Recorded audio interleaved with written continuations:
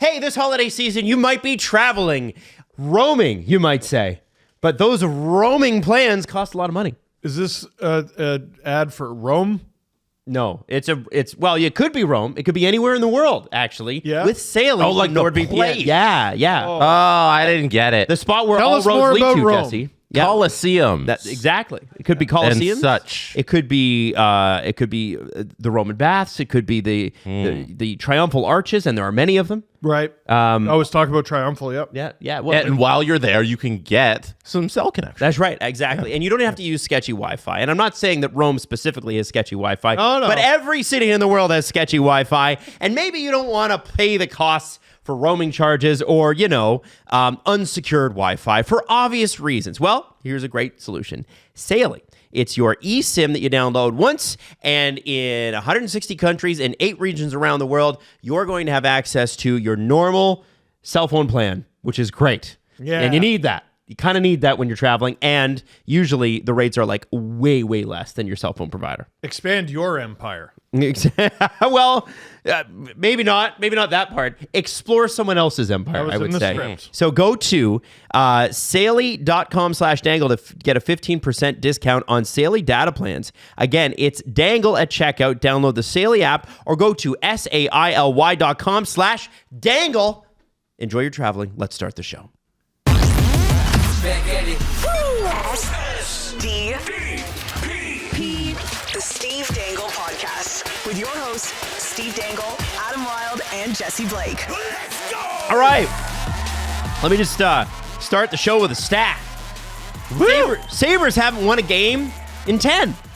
That's bad. They have gotten 3 out of a possible 20 points during that stretch. Goodness. Man. 3 out of a possible 20 points. Now, I'm no analytics man myself, or at least I can't really read them because the graphs are hard. But Yes. that's about 15% of your total potential points, which when you go back to the Sabres of 10 games ago, they had just taken a step ahead of the Boston Bruins. Dude, they were A-OK. Sabres fans, I don't want to dump on them. On the Sabres? Or Why kick not? them while they're down. Or Sabres fans aren't holding back. Why are you? No, that's true. No. So I got to be careful about how I say it. This organization sucks. They suck, and they can't even do the things that they do right. Like at the beginning of the season, Are you saying they do them wrong? yes, they do them wrong. Like at the beginning of the season, I was talking about how they're honestly building the way you should, and still losing. Yeah, but they've been doing that for fucking 12 years. Yeah. Eventually, that's not the way you should build. The funny thing about the stat you just read, Adam, you said last 10 games. Yep. If you go back to the last 13 games, they have more points than the New York Rangers. Oh my God. Wow. Shit. Now, we're going to get back to them. But listen, it's not good to be a New York State fan of anything right now, except for the New Jersey Devils, who are doing just fine, thank you. Jesse Blake with the pull. Last 13 games, the Sabres got a big old 9 points. They're 3-7-3. The New York Rangers, 3-10. And by the way, points. people from New Jersey are going to be like, New Jersey's its own state. And we're like, yeah, okay. It is. What are you talking Yeah, okay. about? Yeah, all right. And yeah. Mississauga's Are its you, own city. are you right. arguing that it's right. not a state? No, I'm arguing it's a state. I would just say, okay. Okay, I get that That they is have worse. That is worse than regression to the mean. I get that they have a governor and elections And bridges. I don't not in New York. I don't understand. Have you been to New Jersey? Have you flown I into that have. airport? I have. Yeah. So here's the thing. Couple Jesse and I, played floorball there. and that's right. and Yeah. didn't hop a turnstile. Whoa. We did not. Yeah, we went to this actually Oh, I need really to hear funny this. story. I need to hear the story. forgot we I did do not this. know the story. We went to Yankee Stadium to see the Yankees play. Yep. And you get this little metro pass. We stayed in New Jersey. And we stayed in New Jersey, so you got to go through everything. We got this little metro pass, but by the end of the night, it was through our whatever allocation we had on that pass, and we're not paying. It was $5 to get a new whole pass and everything. But I tried to buy one though. Yeah, and the machine wasn't. And working. it's what's your zip code? And I'm like, first of all, why do you need that? just let me take the subway. And second of all, I don't have one. Or do you not have tourists? I don't have one. Now what? Yeah. So we couldn't buy one, and it was ridiculous to buy a new one. So we simply walked over the turnstile. Yeah. Here's my money. Let me on the train. Who do you think you are? Yeah. I didn't understand it. I didn't understand it at all. And that's why it's not its own state. And that's why none of them can afford to put a good team, football team or otherwise, on the ice. Because of thieves like Jesse and I. Yeah. No, Yes. Listen. The Devils are actually really good. I know they're amazing. Yeah. That's what I said. I said they're doing just fine, thank you. And they're looking over their state boundary like we don't rely on you for all of our economy. Anyway, I look at what's happening with Buffalo, with the Islanders, with the Rangers. And I want to start with Buffalo. Please do not talk about the Rangers and Islanders too much, unless you're referencing what Jesse did, which is they're bad. I want to talk about the fact that the Buffalo Sabres and Lindy Ruff, people were like, wow, gosh, sure love this guy. What were they like? Garsh. It's so funny, man. As the Buffalo discourse has picked up, they still defend their position on Jack Eichel. And people are like, he hates the city. No, that's the organization putting stuff out there to the media, telling you he hates the city. Jack Eichel didn't hate the city. He hated the what? Ownership. The organization. The organization. Which is what you said earlier. This group of bums, and they're bad, this is not on the players. They have enough talent there to be respectable. Like I don't know if they're They should be a playoff playoff team team yet. They're a playoff team. They should be in the conversation. Like you look at the roster and you're like, what would you change? Sens, like you could do this better, this better. The Sens are a playoff team as of this morning. They're a second wild card. Yeah, because Buffalo fell out. Oh my god. New Sens York have been- fell out. Oh, New York fell out too. Yeah. No, yeah, both. It's the Senators past the Senators and the Flyers past the Rangers. So. In what world, right? Yeah, And this is, ridiculous. You're right. Oh my god. So with the Sabres, so here's what Lindy did.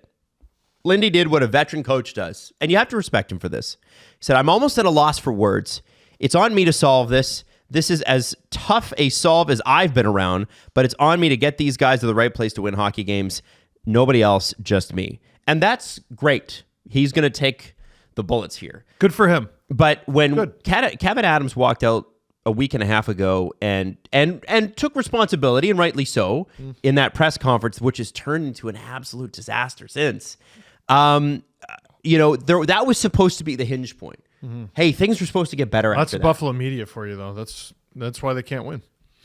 Well, The media asks questions, so I'm asking because I need to ask. Lindy is a legendary coach. If he's not in the Hall of Fame, he will be. Yep. Right? Sure. A lot of his great years were in Buffalo. 25 years ago. Yeah. Yeah. A lot of his great years in Dallas were or goalie. Sorry. a decade ago. Yeah. And I ask, as many people ask about certain, coaches age out too. And I'm wondering if there's a coach problem, there's a general manager problem, and it all stems from this. And this is the same problem the Rangers have, an ownership problem. Adam, I flatly refuse to blame Lindy Ruff for any of this. Well, he's too new on the job. He just got here. He just got here, but also, no. It's Buffalo. The Sabres, Nothing you mean. Buffalo does. You mean the Sabres. Please specify. Oh, yeah, sorry. Because Sabres fans, and rightly so, are very defensive of their home city. It's not the city. It is not the city. If you hear me speak negatively about the Buffalo Sabres in any way today, and I say Buffalo, just know I'm referring to the franchise and not the city. There we go. Boom.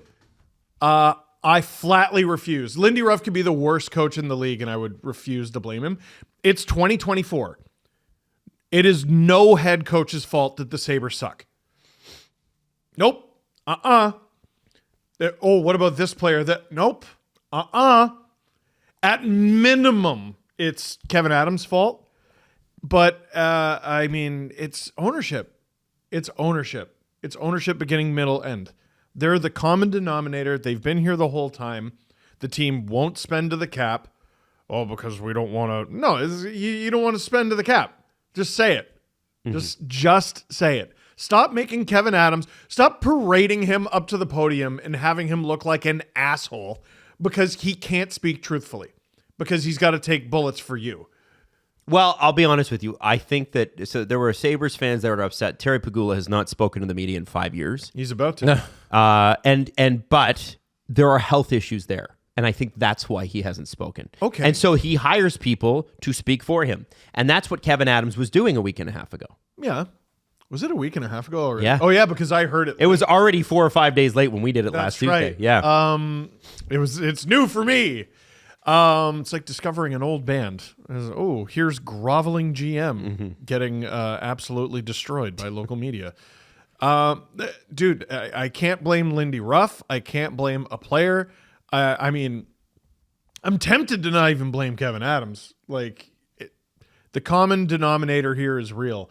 They've fired so many GMs since the last time they were relevant. They've fired so many coaches since the last time they were relevant. They've gone through countless players since the last time they were relevant. The common denominator has to stand up here, has to step up, because this fan base is dying for, well, they're dying, first of all, and they're dying for a winner. Here, they're dying, and it'll be for great when they get one. a competitive team. Yep. Like their best years in recent memory, they were playing meaningful games in late March. Hooray! You know what I mean? That's it. That's it. Yep. That's what that is it. Well, and like you're gonna fire Lindy Ruff, right? So you fire Lindy Ruff and you replace him with who? A head coach who's super stoked to coach in the Sabres organization? You're going to fire Kevin Adams and get an executive who's you're their number one choice. Guys, what are we doing? Knock it off. Knock it off. This is ridiculous. You're the outlier here. The interesting thing about the internal cap that they're apparently under, and this has been widely reported, never confirmed, is so the Sabres they're clearly under some sort of internal cap because they've spent to the cap exactly twice in the last 13 years in their playoff drought. So, you would expect that they are. My question about that is, what's the big friggin' difference between being $5 million under the cap and at the cap? Yeah, Like- sell a couple more hot dogs. Like, I don't understand being cheap about that. Jesse, you win 3 games, 4 games. It puts you in the playoffs some of those years. Oh my gosh, playoff revenue? Like, who cares about the cap when you have playoff revenue? Exactly. In Buffalo. Yeah. Also, sell a couple more Bills season tickets. Like, I'm sure you're sold out for that new stadium you're building. Yes. I don't understand the internal cap thing when they have billions of dollars. So the thought is, apparently, and again, unconfirmed because no one will talk about it, at least on the record, is that until you prove you can win, we are not going to invest big dollars in this team because it needs to build the foundation first. It's the same sort of thing that you're seeing in Anaheim with the Samuelis. Now, the difference between Anaheim and Buffalo, both smaller markets, but Buffalo has a very strong television market. Yeah. They were for a long time. I don't know if they still are top 5 in the league in terms of television viewing. And obviously they compete with the Bills for the first half of the season, but we all remember when Buffalo was good. Those buildings were packed and loud and rowdy. And, again, I ask, if you're really operating within internal cap, you look at the way the Ducks have done it, they're like 15 million sometimes underneath what the cap is. That's saving real. What's $5 million to a billionaire? Right. What's $5 million every single season? And you're telling me that the Sabres can't cover those costs? I'm sure they could. Yeah, Terry Pegula is worth $7.6 billion. And $5 million to his hockey team shouldn't mean anything. So, which tells me, Jess, that it's a philosophy. This is a philosophy. This is how you've run your other businesses, and it's been very successful to the tune of $7.2 billion. You own, or 6.2, excuse me. 7.6. 7.6 billion. Numbers are my thing. Did I tell you that? But you own sports in Buffalo. Yeah. You own both of those franchises. You bought the Bills out from under Maple Leaf Sports and Entertainment with Bon Jovi. They were going to buy them and bring them north. They were. And you said, nope, mine. And the Bills were awful back then. And I think about this and I'm like, okay, maybe that strategy worked in those businesses. And maybe there is some, in the case of the Ducks, there's some intelligence that I can get behind that. Smaller market team want to cover costs, whatever. But what I'm looking at here is I'm looking at 6, 7 general managers in the last 10 years. I'm looking at a first overall pick who got traded and almost immediately goes on and wins a cup with his next team. Second overall pick. Second overall pick. Yeah, that's very important. That's They right. wanted the first That's overall right. pick, and they were very vocal about how grumpy they were that they didn't get it. Man, it sure sucked to get Jack Eichel. Oh, yeah, you can't win And with him. by the way, that second overall pick, who did win a cup, who was a huge factor, 26 points in 22 games, Sabre fans. I know you don't want to hear it, but it's true. That guy signed an $80 million deal to stay in Buffalo. Oh, but enough about Sam Reinhart. Oh, to stay in Buffalo. He wanted to be there. Oh, I thought you meant stay where the palm trees are. Okay, got it. I just, listen, people are saying, well, it's impossible to blame Kevin Adams for the whole failure of the last 10 years. I don't think quite easily. I don't think anybody is. I think we're blaming him for the last 5. Well, I still, I'll beat this drum. I think they've done some good things. I really do. I don't think they're a miracle away from being relevant. I think they're a new set of eyes and spending to the cap away from making the playoffs, honestly, or being in there, right? Like, And I look at the 2 wild card teams right now are Tampa and Ottawa. Yep. And you look at the situation at the bottom of well, not at the bottom, like right in the wild card picture, it's a clump of teams. You should easily be at very least at the top of the clump. You should be competing well into the spring. And like last night, what I saw is a team just completely deflate. The Leafs, it was either the Leafs tied it or went ahead, and Devin Levi, who that team is ruining. And the Sabres are the common denominator there too. He was unbelievable before he turned pro. Mm-hmm. Fantastic in the American League. Cannot catch a cold in the NHL. And he actually did make a couple pretty big saves. He did. Yeah. But you see his body language and he sags. And really underratedly, I thought I often push back against the Toronto media narrative. Because I think it's just a crutch for, oh yeah, this is why the Leafs lose, right? I hate it as a crutch. But there was something that happened last night where I was like, we would have made a huge stink about that. Dylan Cousins, when the empty netter goes in, taking that misconduct. For abuse of the official. Is that what they called it? Yeah, it's abuse of the official. Oh, I thought it was because he slapped the puck into the net. Well, I think the guess official probably was like, you shot that awful close to me. Oh. That's what they called it at the time. I'll check the box score, but that's what I remember last night. I'll check it right now. Either way. And like, he's lucky. Yeah, it's officially goes down as Dylan Cousins' abuse of officials at 17:48. Uh-oh. Okay, so he might get a fine today. No. That would take a cross check to the. Yeah, we'll get to that. No. Okay. Oh, yeah, we'll get to that. No, but so I saw that, and I'm not calling for greater punishment here. Yeah, okay, you're down 2. There's 2 minutes left, and it's the NHL in 2024. That's a winnable game. Mm-hmm. I know. Their odds are very bad. Not for this team. Well, maybe that's the problem, right? But it's a young, important player to this team getting kicked out of a game that is still attainable. Yeah, well, I think that lends to just how the Buffalo Sabres have been playing over this 10-game losing streak, well, winless streak, because they did have, was it 2 or 3 OT losses in there? So they collected some points, but no wins. In 7 of those 10 games, they led at some point in that game. Whether it's a 1-0 lead, whether it's the Colorado game, A 3-1 lead against the Leafs? whether it's 3-1 against the Leafs, whether it's 4-0 against the Colorado Avalanche. This team is able to get leads in 7 of these 10 games, and they're not able to hold them and maintain them and close out games. And it lends to just how this roster has been built by Kevin Adams, where it's extremely young. It has, the bottom 6 is kind of tough. You know, they have some bodies down there. It doesn't really push people around though. But it's just so young up top with no real just scoring there that spooks you. You know, there's nothing there that's gonna keep a lead, that's gonna really be dangerous. It's not a very well constructed roster. It's too young in my mind. I think it's definitely too young, but the attitude is brutal. It's brutal. Yeah, but those guys don't like showing up to the ring. These are people who've never won anything in their lives at the NHL level.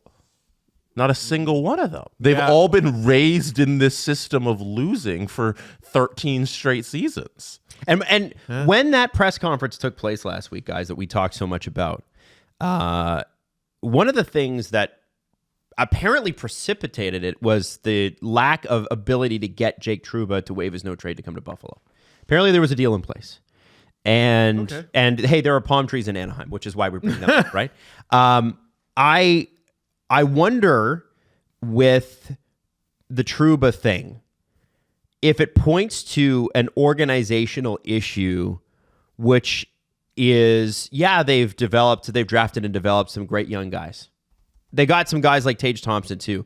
That fantastic trade, the Ryan O'Reilly one, Tage Thompson coming back. Like, that was great. It started really not good. It started not good, but hey, they salvaged it. Tage Thompson. They held on to a guy and he turned out great. Yeah. We will take nothing from this experience. But I ask you, okay, Owen Power, Bo Byram have been putting up points on defense, as has Rasmus Dahlin. Yeah, Dahlin, who's out. Does Jake Trouba change the trajectory of the Buffalo Sabres, really? Not that I don't think that he's valuable. I think he is. They need a righty. Okay. They need an impact righty, I think. Okay. Personally. So a guy that's not particularly known for his defense. You have to remember, Trouba was the role he was playing in New York was not the role he was playing in Winnipeg. He was asked to play a different role in New York. He was supposed to be a little bit more defensive. In Winnipeg, he was playing a lot more offensive shifting. He was. And he was a lot more involved in the play. And I think they're going to try to do that with him in Anaheim with Cam Fowler out the door, right? In Buffalo, he would not have gotten anything other than the same types of minutes he was getting it with the Rangers. And so I asked, I think he would have played top. How many towering defensemen do you need? You've got I don't think you would have, Steve. Look, Dahlin, Power, Byram. Okay, you've got three guys there with almost 20 points. Yeah. What's Jake maybe Trouba? Second pair then. You're playing with one of those guys, right? Okay. One of those guys is playing the right. You've side. got Samuelson, who is an important player to your future, right? You've signed him to a long deal. You got Yoki Haru, who's making $3.5-4 million bucks. Is he really? Yeah, I'm trying to figure out here, and he's 25 years old. Where would Jake Trouba have fit into that? And you look at the poor defense for the Sabres. You got Dahlin's 24, Powers 21, Byram's 23, Connor Clifton's the oldest at 29, Yoki Haru is 25, Samuelson's 24, Jacob Bryson is 26. Like, these guys are young, and that's before defensemen really hit their peak. But my question still remains is, what exactly, if the Trouba deal goes through and you're celebrating at the podium and waving the Sabres flag a week and a half ago, what changes? I think it solidifies your top four. It brings in a veteran. It brings in a leader. Trouba's only 28. I just want to throw that out there, know. too. Yeah, he's still... That's insane to me, because I spoke to him when I started at Sportsnet. Basically, that's crazy to me. Are you sure that's right? Yep. He's 28? Wow. Jesus. Anyway, because I still remember him. Sorry, wrong. 30. Okay. 30. Okay. Even still. Hey, the last time I checked 2 years ago, he was 28. Yeah. You know what? Get off of Adam's back. He's right. Okay, fine. 2 30 years ago, that He's information 30. was correct. So he's older than Connor Clifton by a few months. There you go. I think he was beloved in New York by the players. I know the fans were over it. He was with the Jets for the back-on tracksuit thing. Oh, wow. Yeah. The Evander Kane, Dustin Byfuglien tracksuit thing. Yeah. Wow. I asked him a question he did one of those media car washes when I was still with Sportsnet. And I asked him about his teammates and, what's the first thing that comes to mind. And I if I remember correctly, I go, Dustin Byfuglien. And he goes, oh, he's a great guy and everything. Blah, blah, blah. Don't leave your tracksuit hanging around. Or don't leave your tracksuit lying around. And he just looks into the camera with like a.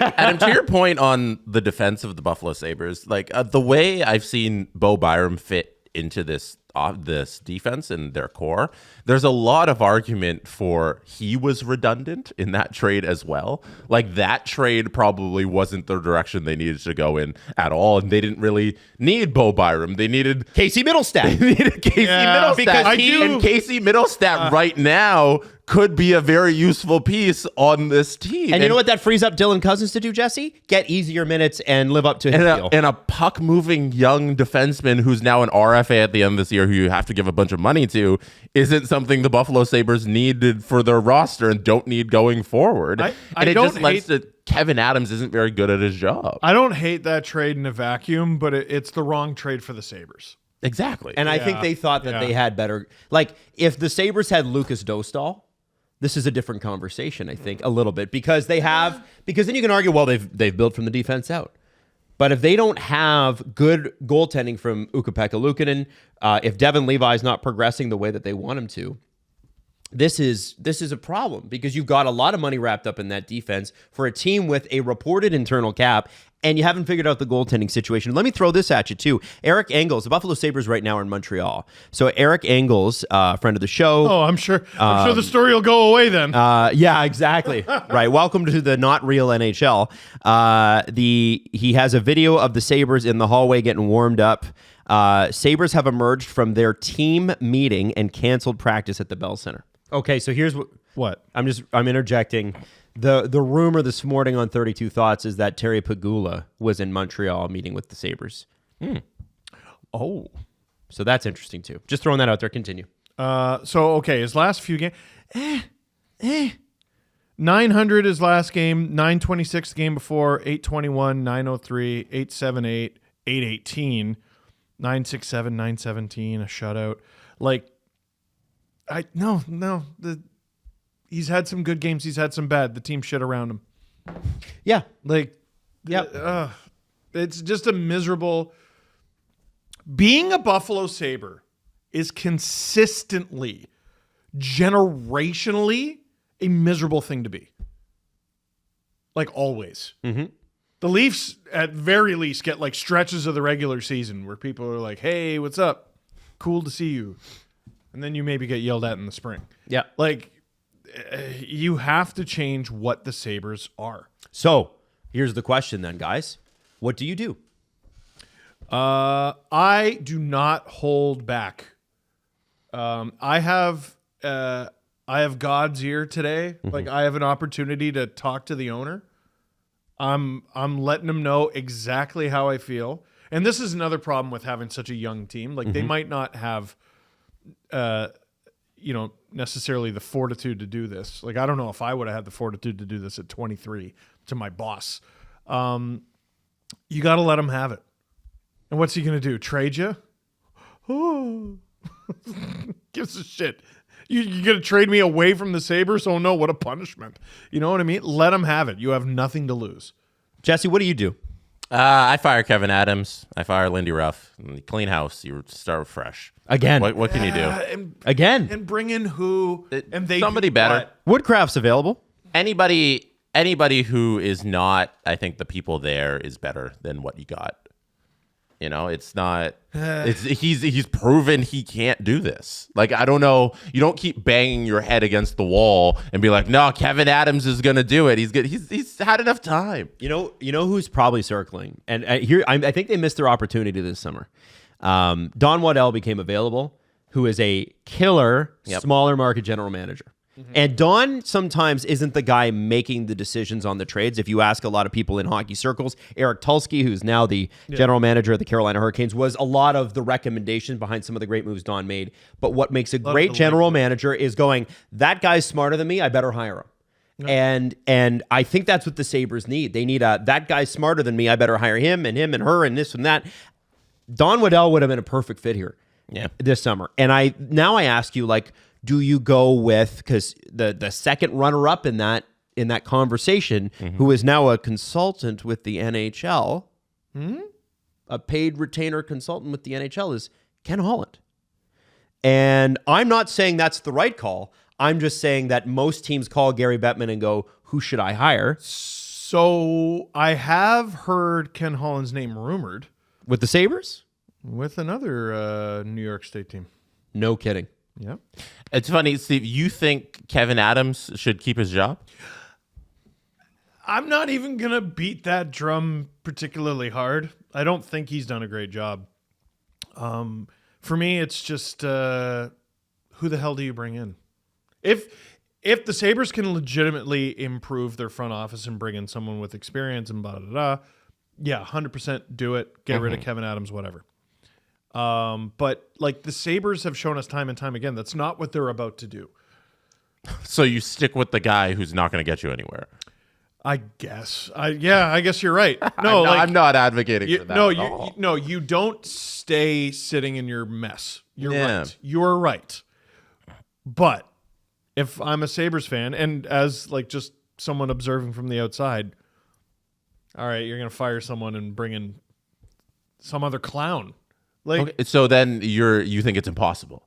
I don't think it's impossible. I just have no faith in the people who make decisions there. So what? You want the Pagulas to sell the team? I don't. Yeah, there you go. No, because I'm trying to find if At very it's not- least- if you're sticking with the GM, but the GM can't do it, then what's the solution here? What are you staring at? I have a thought. I'm looking at their staff list and Okay. like just trying to find an answer. I'm trying to find names I recognize, honestly, because so it's okay. Owner, CEO, president is Terry Pagula. He can't be the president. He can't be the CEO either. Like, If you trust, here's what I would do. If you trust that, clearly Kevin Adams, if you look at in the last decade since the team has been owned by this group, it might be 9 years, it might be 12 years. I don't know. It's decade-ish that the Pagulas have owned it, guys. Yeah. The guy that's lasted the longest is Kevin. Because the Pagulas had a pre-existing friendship with this guy. Yes, yep. There's a trust there. Yep. And my question would be, okay, so, do you fire the coach? Do you fire the general manager? If Terry Pagula flew to Montreal today, then what I think the team needs is a new mandate from ownership. And what that can be is, you don't have to fire Kevin Adams, but you can trust Kevin Adams to be, okay, I need you to be president now and not make the hockey ops decisions. We need a general manager in here who's perhaps a little bit more experienced than you. Can you find me? You come look after the business. Be the CEO, be the president. Look after the business of the Buffalo Sabres, community outreach, sponsorship, television deals, all that stuff. I need you to find me a hockey guy. And I will then trust you to run the Sabres. So you kick him upstairs. It's a great position for him to be in. And then you find a general manager who goes, okay, we got a good base here, and they do.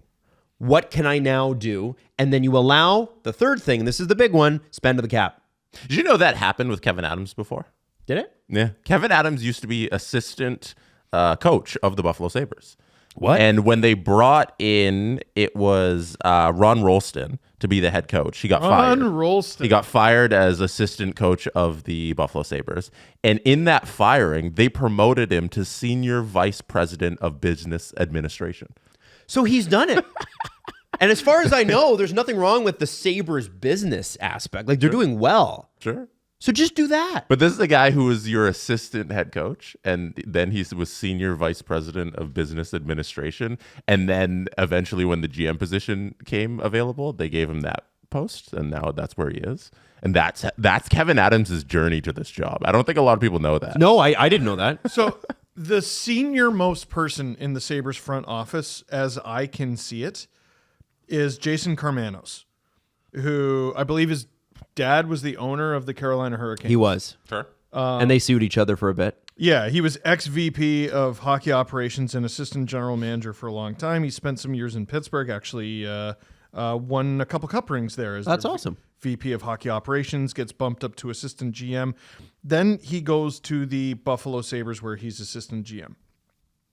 You also have Mark Jacobowski, who I have never heard of, and He should shorten it to Jacobs. So he can be Mark he, Jacobs. he pops up on eliteprospects.com, like his team staff profile. They have the best ones. He pops up as assistant general manager of the Buffalo Sabres starting in the 2014-15 season, which they haven't They haven't been good since then. Then there's Jerry Fortin. All right, who's this guy? Niagara University for a while. Okay. Where's his first NHL job? Oh, it's the Buffalo Sabres. He was assistant coach 2013-14 to help get through it. Then he was amateur scout. The Sabres love their guys. And they have 3 guys in their front office out of 4 who, in terms of NHL executives, have known nothing but the Sabres organization. No. You fresh can't blood. Do that. You need what are you fresh blood. talking about? Yeah. If you want to go even back further, Kevin Adams started in 2009 as a player development coach for the Sabres. And he played for them. Yeah, and he played for them, and he was then the player development coach, then assistant coach, and they got fired the assistant coach, and they ran some part of the like building business, with the hockey arena stuff, and then in 2019 he gets that promotion to vice president business whatever, and then he gets the GM job. Like, he's only known the Sabres and the Pagulas, and now I don't know if you could. This isn't the right way to do this. No. It's proven like the people you like here aren't good enough to be objective in your hockey team. Yes. You need some sort of outside opinion here. So that's why I just don't think he's right for the job anymore. When you look at some of the questions that were asked in the press conference, and I forgive anybody that doesn't remember the exact questions, but one of the first questions that was asked was, why is this team so fragile? The Sabres were up 3-1 on the Toronto Maple Leafs yesterday. And if you didn't know this, the Sabres then gave up that lead, not to tie, but to go behind in 2 minutes and 30 seconds, including 2 goals by John Tavares within 70 seconds of each other. I was at my brother and sister-in-law's. Mm-hmm. I was leaving.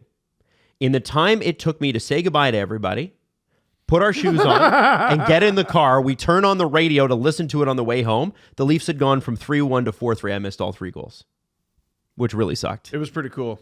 It was pretty cool. I liked it. And I come home, and they have 19 shots. They outshoot the Sabres 19-7 in the third period. Devin Levi saved their butts. It could have been way worse. Mm-hmm. Director of pro scouting. I'm starting to notice a theme. I wish I had picked up on this last night so I could have come in with it. Jeremiah Crow, the director of pro scouting. Mm-hmm. His only NHL experience, he became a pro scout with the Buffalo Sabres 2017-18 season. Pro scout, director of scouting, director of professional scouting. It's an echo chamber. And this is why I keep going back to ownership. Like, what's Kevin Adams supposed to do? Fire everybody? All right. I doubt he even has the power. Adam, we have to do the big story. I know we do. I know you want So let's to talk wrap about the Sabres part. But it's bad. And I will be very curious to follow what happens in Montreal. Let's get to the BetMGM big story now. In honor of our Sabres discussion, let's talk about Jack Eichel in the Hart Trophy conversation. Hell yeah. Just perfect timing. Wow. Jesse Granger this morning released an article in The Athletic called Jack Eichel, Hart Trophy candidate? Oh, no. Here's why he is playing better than ever. And it's a very compelling argument. And he makes like a lot of great points because right now the Vegas Golden Knights are first in the division, as they always are every single year. Is that good? And he's on pace for 111 points, which would smash his career high of about 82, I think his career high. And really? They go into Jesse goes into the details of Jack Eichel and the way he plays and his play style. And it's so reminiscent of Connor McDavid in their dominance of the neutral zone, except Jack Eichel does it less with speed and more with power, but also with speed. Like Connor McDavid just blows by everybody to enter the zone. But Jack Eichel, with his speed and his power and his deceptiveness, has those same abilities. And it's beautiful to watch. So I don't know. There's an interesting case at 13-1. I think he is right now. Wow. That Jack Eichel Really? should be a good bet for a Hart Trophy. That is a good bet. I'd take that. I think it's a wide open year. Mm-hmm. McDavid's always there. He's always lurking. But Every once in a while, though, the NHL goes, yeah, I know he's the MVP, but we've given him the MVP a few years in a row. I'm tired of this. Yeah. Let's give it to someone Marty else. Natchez. Marty. Well, okay, so the Eichel's Kirill got... Kaprizov crowd is loud this year, buddy. They should Wow. be. But Eichel's got 42 points in 31 games. 33 assists, Steven. It's not enough. It's certainly, well, Kaprizov's given him a run, but like, That's second in the league in assists, right? yeah. Yeah, he's only behind McKinnon. Let me hear first. No, I'm kidding. No, he's unreal. For a Hart Trophy, he's got to lead at least a category. I agree with that. Yeah. But And you have to be just good. so solid all around. Yeah. You have to look too, I think, and I think people are looking at this. Sometimes they do those stats where how many goals go through a certain player. So they've done this with the Penguins and Yes. Crosby and Malkin. Yeah. I think Nylander, Marner, they were doing that in November. How many goals go through Jack Eichel? I don't have that information in front of me. 2. No, 3. Well, per game. How many per game? And how many in a season? And you have your top line center with 33 assists. It seems like a lot. Yeah, like Ivan Barbashev is having one hell of a year. Yes, he is. And I don't think it's just because Barbashev is like really good. Maybe it's because Jack Eichel's also good and propping up the team. Steve, Jesse, come on now. So right now the Golden Knights sit at 43 points. That's 2 back of the Jets for top in the league. That's bonkers considering the Jets start. Yeah, the Wild are at 44, Capitals are at 44 as well. So there's a couple teams you got to hop there. But if they win the President's Trophy, Jack Eichel puts up 115 points. Hart Trophy. Yes. Yes. That's a good case. Now, okay, so Jack Eichel has 42 points, right? I'm going to look at the league here, and I'm going to go goals for who's tops in the league. So Vegas is 1, 2, 3, 4, 5, 6, 6 down. So Jack Eichel has, I think he's probably factored in at over 30% of their goals. They have 108 goals. And he has 42 points. Are the Vegas Golden Knights too good for Eichel to win the Hart? It's a question that you have to ask in the NHL. He's got 42. The next closest on his team has 30.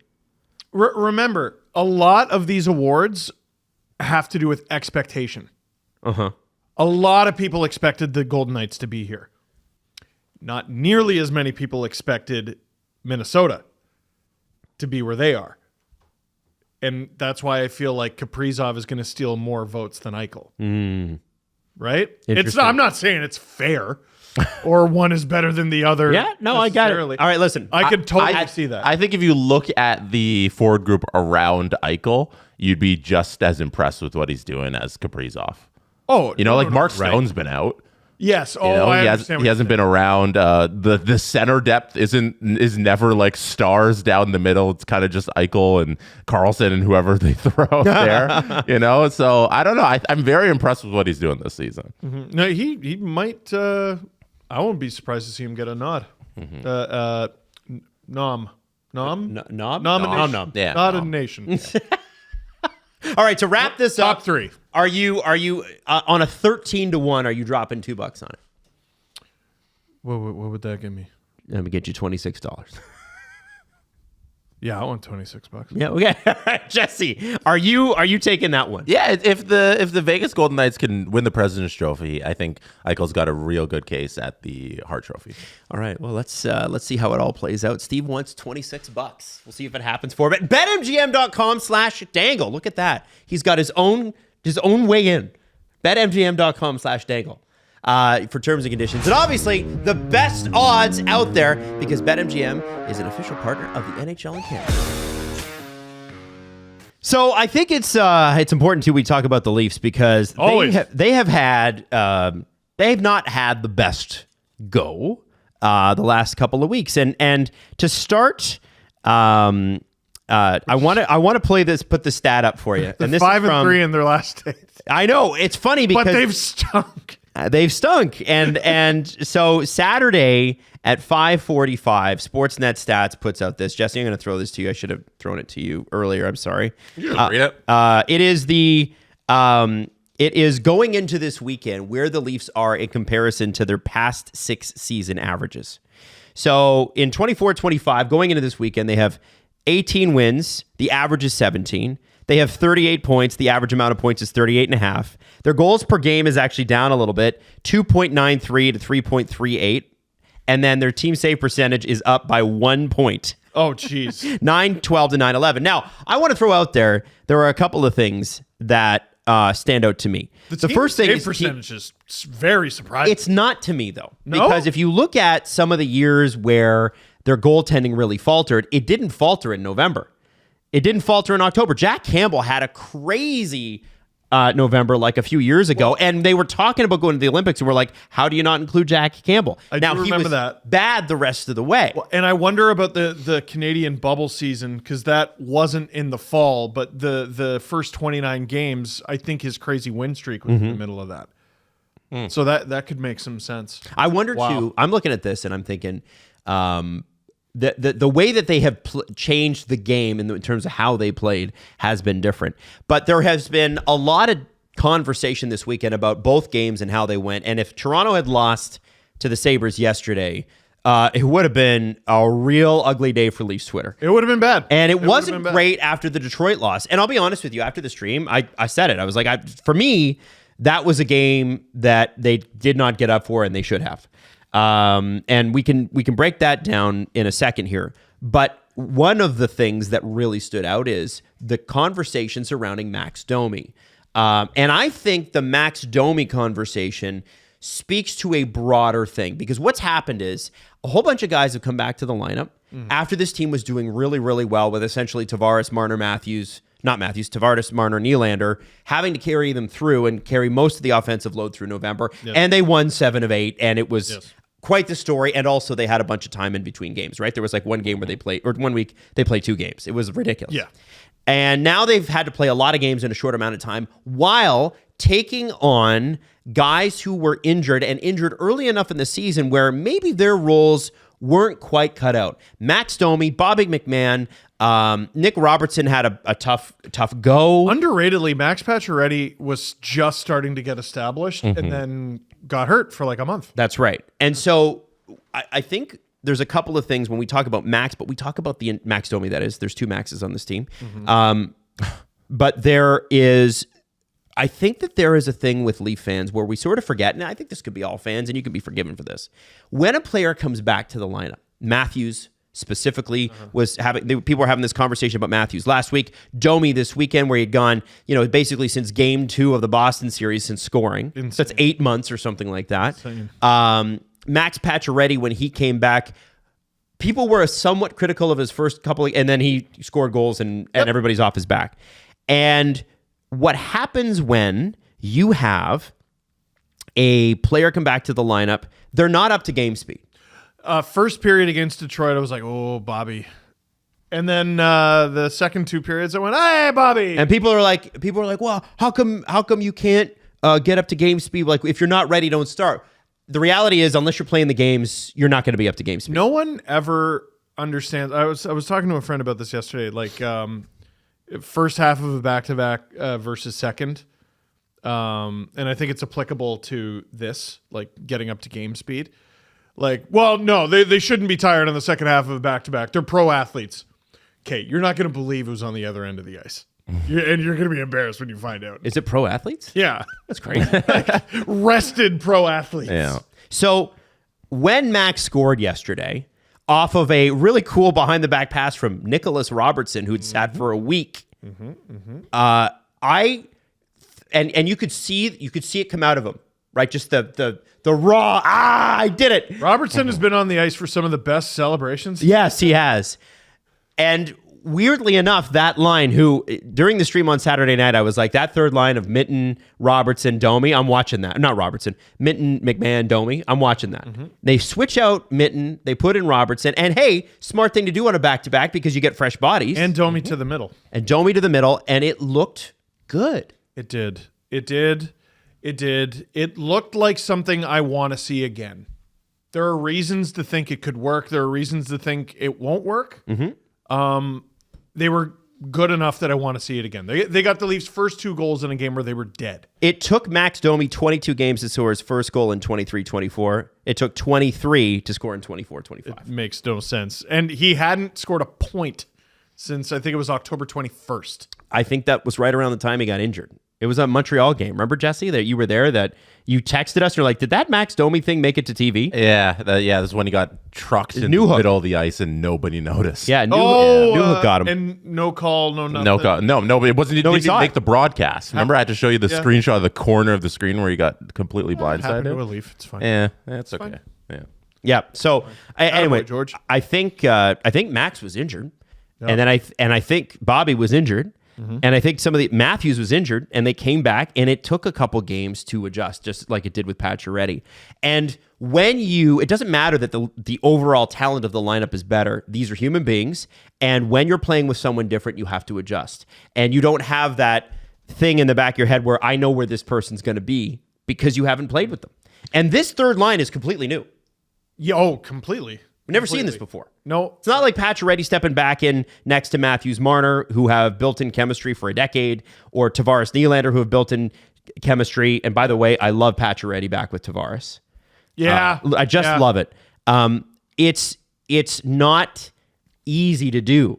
And I think we got to give people a couple weeks before we start sounding alarm bells. I know that's not what Twitter's going to do, but I do think it's important that we kind of do that because these are really talented guys, and people are like, well, you got to trade Max.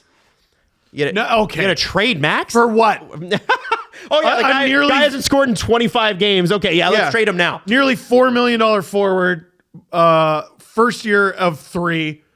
And hasn't scored a point since October. Oh, yeah.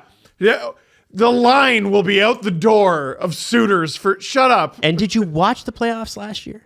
Did you watch what Max did with Matthews and Bertuzzi down the stretch? This guy is, to me, a heart and soul guy for the Leafs. Attitude and passion, and is dying to be a Leaf. Every day he wakes up and springs out of bed because he's a Toronto Maple Leaf. This is a guy I want all day. I don't care if he has to struggle a little bit time to time. Well, the problem with leaning on numbers too much is numbers can be, just like your eyes, liars. No. They're objective. No, what they do is they leave out context. And we talked about it at the time. Max Domi's playing terrible. I'm going back a month. Max Domi's playing terrible and is clearly hurt. So, yeah, the pointless streak was 17 games. That's so many games. A lot of games. I think it looks so much worse than it really was. He was playing games he shouldn't have been. And he said that, right? He said that to the media. He said, I should not have been playing. And Mitten was not an option at the time because he was recovering as well. It's simple. Just putting, nope. People forget that as well. People forget. You see? So, yeah, he was playing terrible. He was a net negative, but it leaves out that very important context. And now, if that third line succeeds... Like, you took some guys out of the lineup who didn't necessarily deserve it. I don't hate Timmins coming out for a game for Myers. I think Timmins had a bad couple of games last weekend. It was fine. I don't have a problem with that. Mitten coming out is tough, but he's young. He can be sent down, and it won't hurt him to be sent down. Only one is Holmberg did nothing to be taken out of the lineup. I've really liked him after not liking him. Next game, I would probably take out Reeves for Pontus. That's about it. Jesse? Yeah, I didn't understand your anger at the end of Saturday's game because the team's been playing really well with Me or all of Adams. Yeah, I was after his stream on Saturday because the team's been playing really well, and everything you just said still applies to the team after that loss on Saturday. And I feel like I'm very happy with how the Leafs are playing this season. It feels like, even though, like, I think a lot of fans are upset with how the lack of excitement with the team because they're not playing fire wagon hockey, like very, very boring hockey. And Craig Berube has taken away all the fun of the team, but it's resulted in a first place in the division team, which we can't say very often about the Leafs. Yeah, no, surely not. These teams of the No one of the past in the couple Atlantic seasons is doing better. No, nobody's doing better. And during this stretch where they've looked awful, everybody keeps saying they look so awful. They're winning games despite not scoring, which is a plus for me. And since December 1st, they're tied for second in the most points that any team has collected. They have 10 points, which is tied with like 5 other teams who also have 10 points, and one team's ahead of them with 11 points. So is that better than 3 points that the Sabres have collected? It is better than the 3 points the Sabres have. Yeah. So I think I look at the team and I say positives right now at this point of the season. And here's what I would look at too. Standard is, And you're not gonna win all 82. You're not. Here's the Why? games. Here are the games that piss me off though, Jess. Columbus, Montreal, Pittsburgh, Detroit. Bottom feeding teams, except for Ottawa, And Ottawa, they did lose a game. They lost a game in Ottawa, didn't they? They beat Ottawa? I don't even know. It doesn't matter. I want to say they won one, lost one. Those teams, I might be wrong. those teams, and the way they lost those games. The Columbus game was inexcusable. They were garbage. Remember, it was their second half of back-to-back. They'd had the game of their life against Tampa the And night that was before. Hilda. Yeah. And that was Hill to be in net. Yep. That Columbus game sucked. Yeah. And then you got really mad at everybody for not talking to the media. Oh, I get pissed at that. I forgot about That shit still makes me mad. Sorry. Dude, wasn't that like October? It was October. It was a while But ago. you look at the Pittsburgh game. They just flat out didn't show up. And frankly, with all the heat I'm giving the Penguins deservedly this year, I expect the Leafs to go out there and defend me personally. They have been pretty good recently. Actually, The Pens? they're trending up. no, they're not. Did you see what happened this weekend? I guess not. Oh, have I got a quote for you? I've got. I swear, I've got only a have goal 6 wins the last 10. and a quote for you, Stephen Dangle. Yeah, they do have 6. Yeah, but I'm talking in the last week. Oh, shit. Four of those What'd I wins miss? happened. 4 of those wins happened 2 weeks ago. Oh god, the NHL changes so fast. It does. Man. This Our weekend- 2 book signings this weekend. I'm sorry. The Batherson goal. If anybody's from Pittsburgh, you know what I'm talking about. The Pens lost their most recent game to Ottawa. And I'm pretty sure Jarry let in a goal on like the first shot again. Yeah. He's done that like 6 and then times. the game before they won, the game before that was the Colorado 6-2 loss where they got bumped. Oh well, never. I don't know. And then the game before that's the Leafs game, and then the game before that they lost. Okay, They're so like 3-3 in their last 6. from last time I checked in, Yes. No. And listen, They're very average. the NHL does move quickly. I It agree. does. There's games every night. Don't worry about the Pittsburgh thing yet. no. I want to send you guys something. Oh, okay. Yeah, don't worry. My Don't worry. I'm point of gonna being add. frustrated after the Red Wings game was this is a beatable team that you need to beat. It's not a I don't know how Panthers fans or Vegas fans or whatever feel about, I'm talking about top teams, Colorado, Dallas. You're going to lose to bad teams. Yes. You're going to lose to teams you don't like losing against. But like the way they got steamrolled by the Blue Jackets, the way they couldn't get anything going against the Red Wings, I'm like, guys, I get losing games. I get it. Nobody likes it. We all want them to be 82-0. Yes. But when the team doesn't play to its own expectations, that's what drives me nuts. Because this is a first place team. This is a team that should challenge for the President's Trophy. And it's when you lose the games to the Penguins of the world, when you just are like, nah, we had a fart game. It happens. I get it. The Leafs in the past, the reason they've never really won the division in this era outside of the Team Canada or the Canadian one is, it's its own outlier. I'm not going to take it away from them, but it's an outlier.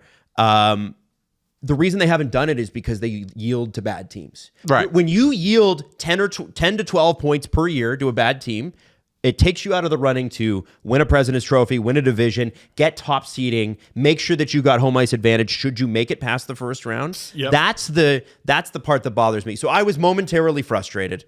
And yesterday what I saw... With Saturday's game, I think if his name's not Austin Matthews, if his name is Justin Hall or Nick Robertson or Kerfoot, the turnover at center ice, The Tanev pass to him? at Yeah. the end of the period where he doesn't collect that pass and it leads directly to a goal, we come here on Monday and we're yelling about that player being traded and send him to the moon and all that stuff. But How many times does Austin do that, though? But his Yeah. name is Austin Matthews. That's the reason we're not doing that kind of stuff. And it's not the expectation. We kind of know it's more of a mistake, and we forgive that going forward. And I think with the team and their effort there Saturday, I don't believe that they're going to show up.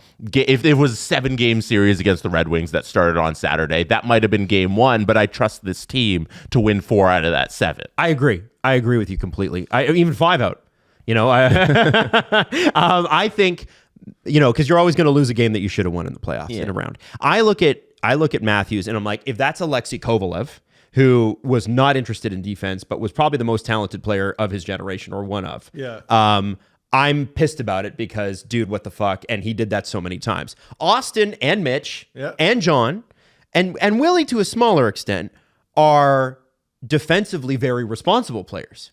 And Austin has had really good defensive They have metrics. different strengths. Yeah. Sure. But what I'm saying is that like when a play like that happens, people are like, oh, Austin's clear, still injured. He sucks. Like, I don't know what I'm going to do. Breaking out into flop sweats. I'm like, guys, how many times have you seen him do that? That's why it's so weird. Yeah, the old That adage in didn't bother hockey me. is that you can't send a bad pass to a good player.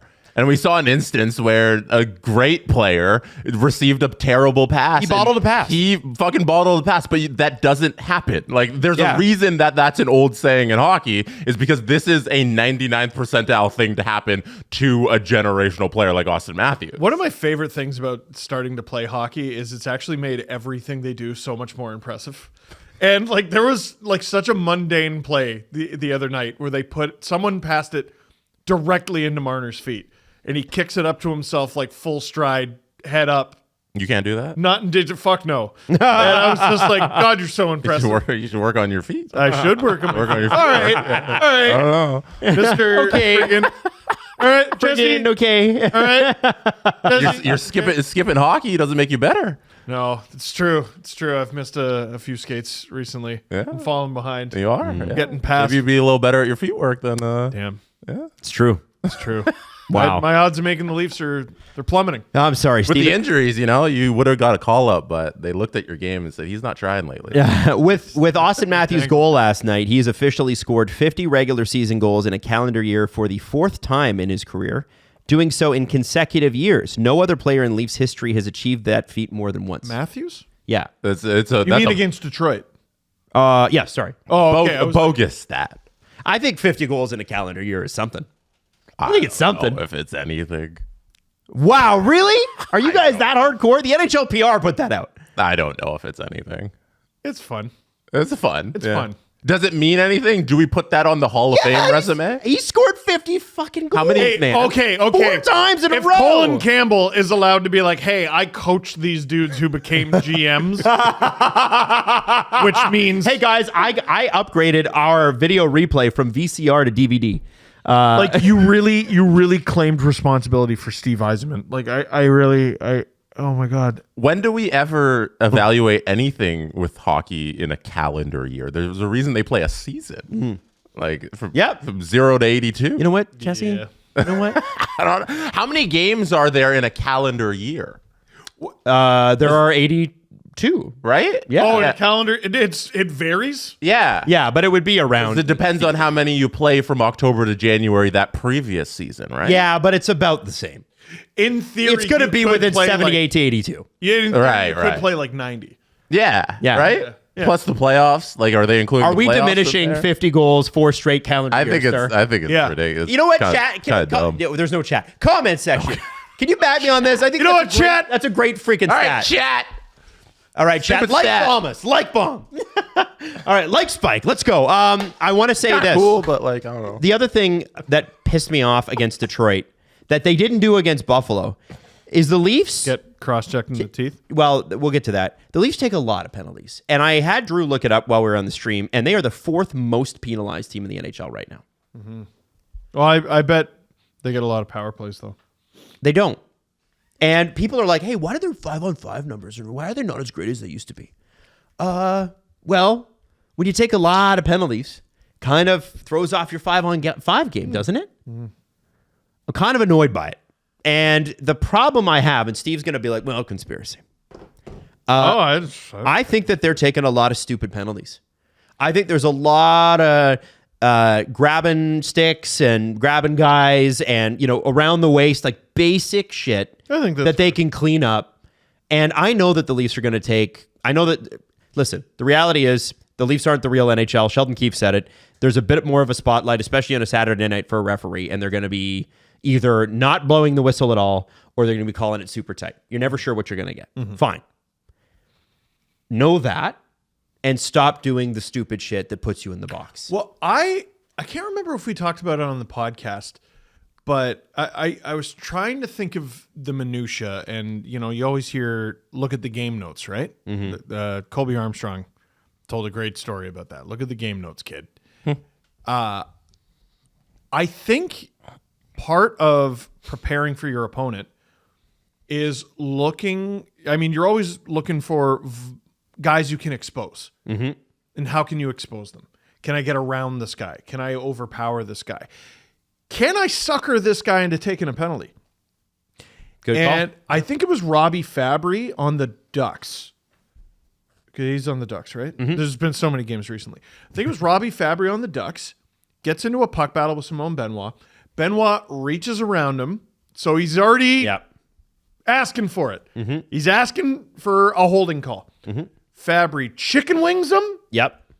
His legs stop working like a toddler throwing a tantrum, and he drops to the ice, holding on to Benoit's arm so hard that when Benoit went to pull his arm away, Fabry came with him. And the ref said, that's normal. Because Benoit's got a... I think refs fly around North America, and they got to do a million friggin' games, and their job is hard, and the game is unbelievably fast. Yep. I think they look at the notes, and they have preconceived notions about certain players. Benoit, chief among them, and they're like, all right, I'll keep an eye out when Benoit's out there. And luckily for Robbie Fabry, he's thinking the same thing. And the guy gets bit, and he gets bit often. And what do? I'll tell you what you do. I'll tell you what Simone Benoit should do. Sign some sticks. Nothing. Oh. Nothing. Michael Bunting drew a shitload of penalties until he didn't. And then he adjusted his game. And he's like, I'm going to let myself get punched in the face. And it didn't come out in the wash for him in terms of, oh yeah, the Leafs are on the power play now. Never came out in the wash for him. His teammates weren't grateful Oh, no, they were not. for the sacrifice that he made. He should have kept being a shithead. He should have kept seeing red mist. He should have become don't improve, Queen. Get more toxic. Like, he should have been a worse version of himself going forward. He really should have been. Benoit cannot change a damn thing. I don't need you to play more gentlemanly and more responsible, because eventually it's going to be the spring. And when it becomes the spring, the rule book that you don't succeed with gets thrown in the friggin' garbage. So don't worry about it. You don't need to change. Why should you change when every year the rules do? Keep doing your thing, Benny. You're fine. Yeah, they take too many penalties now. The Leafs have tried that. They tried the other way. Didn't work. Keep doing this way. Punch dudes in the face. Cross-check them. Trip them. Do whatever you need to do. Soften them up for the spring. Detroit's Jonathan Berggren. With the penalty kill stuff, according to Quant Hockey, the Leafs are 96 power play opportunities for 106 against, which is a 10 power play difference. But that 10 difference there is similar to other bad teams in the league. Like Columbus is at a 14 difference. The Blackhawks are at a 10 difference. The Blues are at a 10 difference. So there is definitely a case to be made for the Maple Leafs taking a little bit too much bad penalties. And you want to be in the area where the Boston Bruins are, who have taken more penalties than the Toronto Maple Leafs. Maple Leafs 106, as I said, and the Bruins are at 111 power play penalty kill opportunities. So against, that's the amount of penalties they've taken. But the amount of power play opportunities is 115. So they're actually +4 on power play opportunities, even though they've taken the most amount of penalties. That's where you want to be as a good team. Yeah. You know, you want to be able to chip in away. So they definitely need to get a little better at what penalties they're taking. It's evidence there. And I think over time they've got to learn to adjust to be that team. But it's not like egregious. It's not the worst, but there's room for improvement. By my count, there's one, according to NHL.com, the Leafs are -7 in terms of penalty differential. Okay, so Quan Hockey has them at -10. Okay. So it's a little off. Right. I don't know. One of them. I don't know. Yeah. By my count, there is one playoff team below the Leafs. Blue Jackets, Utah, Montreal, Buffalo. Rangers are no longer in a playoff spot. Blackhawks, the Kings, ding, ding, ding. There they are. The Blues, I don't think are in a playoff spot. They're not. Flames, are they still? Don't think so. I don't think so. And Preds. Vancouver's -6, Washington's -6. Those are two really, really, really good teams. So, I don't know. It's not a phenomenon that is just the Leafs, but I just think it's funny how. Yeah, I think it's a case of they need to clean it up a tad bit. I don't think it's egregious in the sense that like, hey, it's awful. They're at like a -20 or something, the worst in the league. But it's in that little category where you're seeing other bad teams in that area because those bad teams tend to take a lot of penalties. And the good teams are at the top there, and the Kings are the outlier there. They were at like, what, -14 or something. Here's Ridiculous. the thing with the Leafs. Take 4 penalties, not 6. Clean it up. The top 3 teams in the league for net penalty are Seattle at +21, and they're meh. Islanders +20, and they're meh. And Sens +19, and they're meh. Sens are a 3-game win streak, first time. 3-game win streak, that's right. But overall, on the season, meh. Playoff team. Jets are really good. Avalanche, meh. Golden Knights, really good. Clean it up. That's the only thing. Just it's not egregious. Just be a little better. No, get worse. Get worse, be toxic. I think so too. It's 2024 going into 2025. Be a genuinely terrible version of yourself. Detroit's Jonathan Go, Leafs, Berggren was fined $2,148.44, the maximum allowable under the CBA. For cross-checking Toronto's Connor Dewar in the head. Now, Detroit fans were quick to jump to Berggren's defense here because he, and this is interesting, Cross-checked a guy in the head? cross-checked him, but he hit his shoulder and it rode up. Have you ever heard that as a Toronto fan? You know what that? No. Rules for You've never had that happen. me. Oh, well. Oh, well. Well, you know what? That's fine then. It's actually a $2,000 fine then. So I meant to shoot the apple off your head, not you in the chest. Like what? Like, Well, but here's the thing, Steve, is that in the okay. past, it wasn't fine. Like, It I wasn't don't- fine for Matthews on Darlene. I don't give a shit what you were trying to do. You hit me in the head. It's whatever.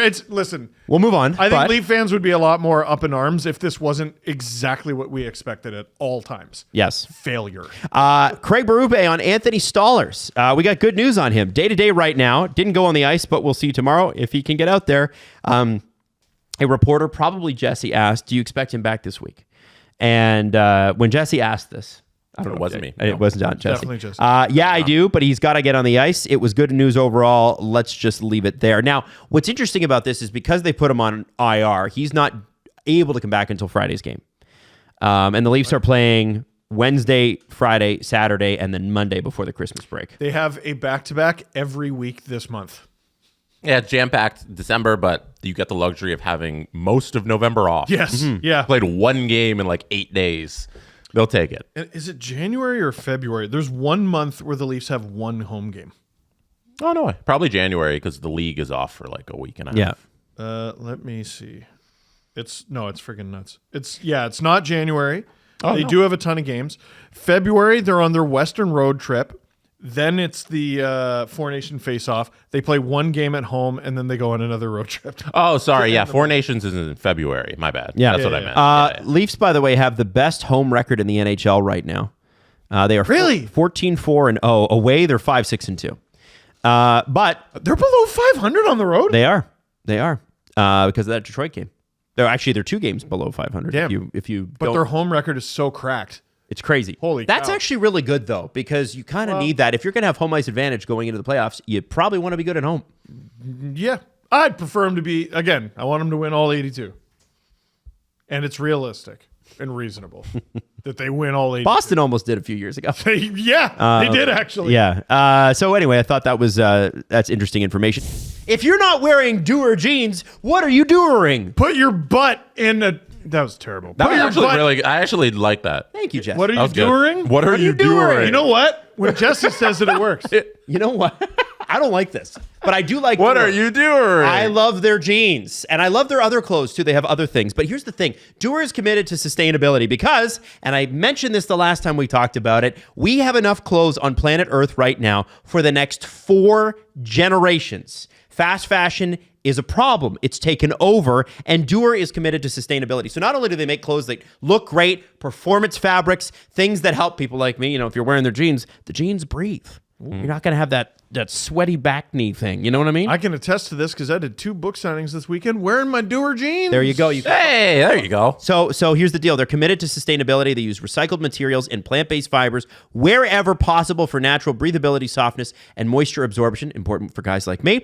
Trust us. You will love your Doers the way we love ours. Check out Doers flagship stores. They're all across Canada and the United States. Or go to shopdoer.com/STP. And if you do it right now, our listeners get 20% off their first purchase when you use that exclusive URL. It's shopdoer.com/STP. So when someone says, hey, what are you doing? You say, hey, I'll get you 20% When you visit off. Australia, Steve, how do you spell doer? DUER. Yeah. What's the URL? DUERING. Shop Doer. What is the URL? What is the URL? It's shopdoer.com/STP. Shopdoer.com/STP. 20% off. Heck of a deal going into the holidays. Now, let's move on off of the Leafs and on to one of the other under fire New York teams, the Rangers. The Rangers' slogan this year was no quit in New York. And I am here wondering if they have quiet quit on Chris Drury, Peter Laviolette, and ultimately the owner, James Dolan. And I mean that because if you watched any Rangers hockey this weekend, you saw a husk of a team. This is a team with, listen, I know they got problems, but that's an enormously talented team. Of course, they're really not very different from the team that won the President's Trophy and went to the conference final. They're really not that much different. I asked around, and I said, are the Rangers quiet quitting? And the responses I got were yes, and this has happened before.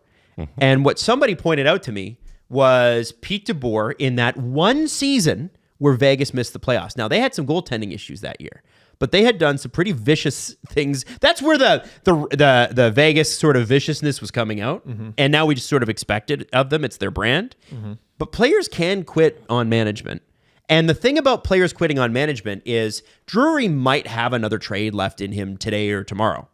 But how much longer can this go on before Chris Drury is the one that gets fired? It's a lot easier to fire a general manager. It's a lot easier to fire a coach. So I did some sniffing around too. Okay. Insider Stevie. And all those players are going to sign in the MLH. No, Great. nice. Good for them. Yeah. So They're going to sign for Saudi money. yeah, they're all going to, hey, we can make more doing that. No, so did some sniffing around. What I was told, and another person told me they had heard the same thing, is there was a players only meeting. And the players only meeting was not to discuss Peter Laviolette. As far as I can tell, the relationship with Laviolette is fine between him and the players. Okay. So there's a lot of chatter about him potentially getting fired.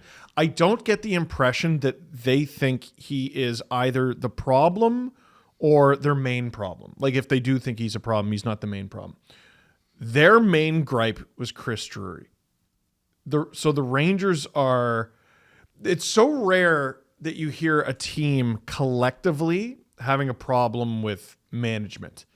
It's usually a little more in the room. Oh, the coach has lost the room. This is an example where a GM who was an NHL player with a very respected career, very successful career, has lost a room full of today's NHL players. Jacob Trouba, like we should have made a way bigger deal about his comment that, getting fired by MSG is a rite of passage. Mm-hmm. That wasn't one player being an entitled brat. I think that was a guy speaking for the room. That's how those guys feel. The one piece of good news that I had heard is I think these guys want to be Rangers. Well, yeah, I can see that. They want to be Rangers. The one player I had heard would like out is Kako. Mm-hmm. Because, I mean, he needs more opportunity. I'm sure he wants to make more money, and you can't do that in the role that he has, and he's a healthy scratch. What is it, tonight? Or Yesterday. was it last night? It was last night. Yeah, Okay. against the Blues. Did it help? No, they lost 3-2. Well, there you go. Kako's, he's not the reason they've been stinking. Exactly. Yeah. Right? So I kind of expect something to come down soon there. Maybe not today, but soon. But I get the impression these guys want to be Rangers. And the reason they're so upset and not necessarily being like, trade me right now, is they want Chris Drury to either change his ways or be gone. And I think that is one of the major issues here is that every level of this team is in disarray and can't help itself. Because if you're the general manager, you can't reward a group of guys who have given up effort by firing the head coach, because that's what you're essentially doing. You're rewarding them by saying the effort, it's not on you, it's on the head coach. So I'm going to get rid of the head coach, bring in somebody new, and we'll all be happy. And if you're the guys, you should be upset at Chris Jarry for the way he's handled the Gaudreau situation and the Trouba situation and all that, and you don't respect him and all, and you think a different general manager should be in there. And I assume everything you guys are saying about the quiet quitting is true. And they're not giving effort for good reasons. But also, you have to be giving effort because every day you have to win in the NHL, and this is your career on the line. If you don't give effort, we're not gonna keep you around here. And if you're Peter Laviolette and he's complaining to the media about the guys not giving effort, that's your job to get these guys motivated. Something has to give. Everything is wrong here with each level, and the only guy who's at the top of the food chain there to make decisions is Chris Jarry. Yep. No matter who feels what, something has to change. Now, the way they treated Gaudreau, bad. The way they treated Trouba, bad. The name I heard more than once was Kreider. They're furious with... Well, because he was mentioned in the memo that went to 31 other teams, and they're like, we want to get rid of him. So I was thinking about this. So, okay, he's had a very good NHL regular season career. Scored over 300 goals. That puts you in the top... It's like a crazy percent if you reach 300 goals. 123 Stanley Cup playoff games in his career, 48 Stanley Cup playoff goals, 28 assists, 76 points. I was thinking about it, and the Leafs are not the team that you should base your standards on, especially when it comes to the playoffs. The Leafs have dudes hanging from the rafters, like their names and numbers immortalized forever, who did less for the Leafs than Kreider has done for the New York Rangers. Sure, but the bar's different. The bar is different. He's been to the Final Four at least 3 times. Stanley Cup Final in there. He's been nothing but incredible for the team. He's not even really having a bad year. But how much? He's having a not the best year. And then now Chris Kreider's playing on the fourth line. Like, he played on the fourth line on Sunday against St. Louis. He had 75 points last year. He's only got 11 this year. He's only got 11. For whatever reason, he is not picking up assists. I can't explain that phenomenon, but his goal scoring pace is not far off. Yeah, but he's amongst the group of players here who are giving very poor efforts on the ice. Yeah. And that's in it for a guy who you know has more in him. That's inexcusable. So here's what I would say to the Rangers having their little players only meeting, because I don't know what it's meant to accomplish. Who's above Chris Jarry, right? So really what you're hoping for, okay, we want Chris Jarry gone. So we gotta send a message to his boss. Well, as I see it on the Rangers website, there's 2 guys listed above Chris Jarry. Yeah. There's Greg Siebert, who's the vice chairman, and executive chairman James L. Dolan. But you know what? Okay, maybe you can't get through to them directly. You know who you should go through? You know who you should complain to? You should complain to the strategic advisor to the chairman. Do you know that person's name? Does it end with a Dolan? It sure does.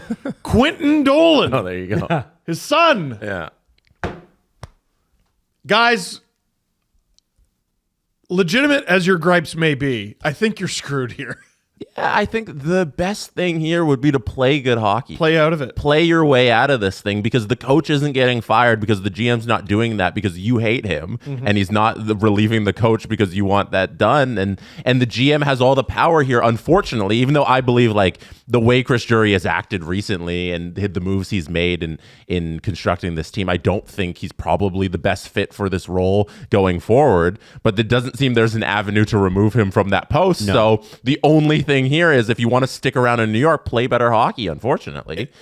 And guys like Zibanejad and Lindgren was awful on Man, was he Sunday. bad. He was bad. There's a puck going to the neutral zone that it was him and Jordan Kyrou just going to get it. It's just one-on-one battle for the puck.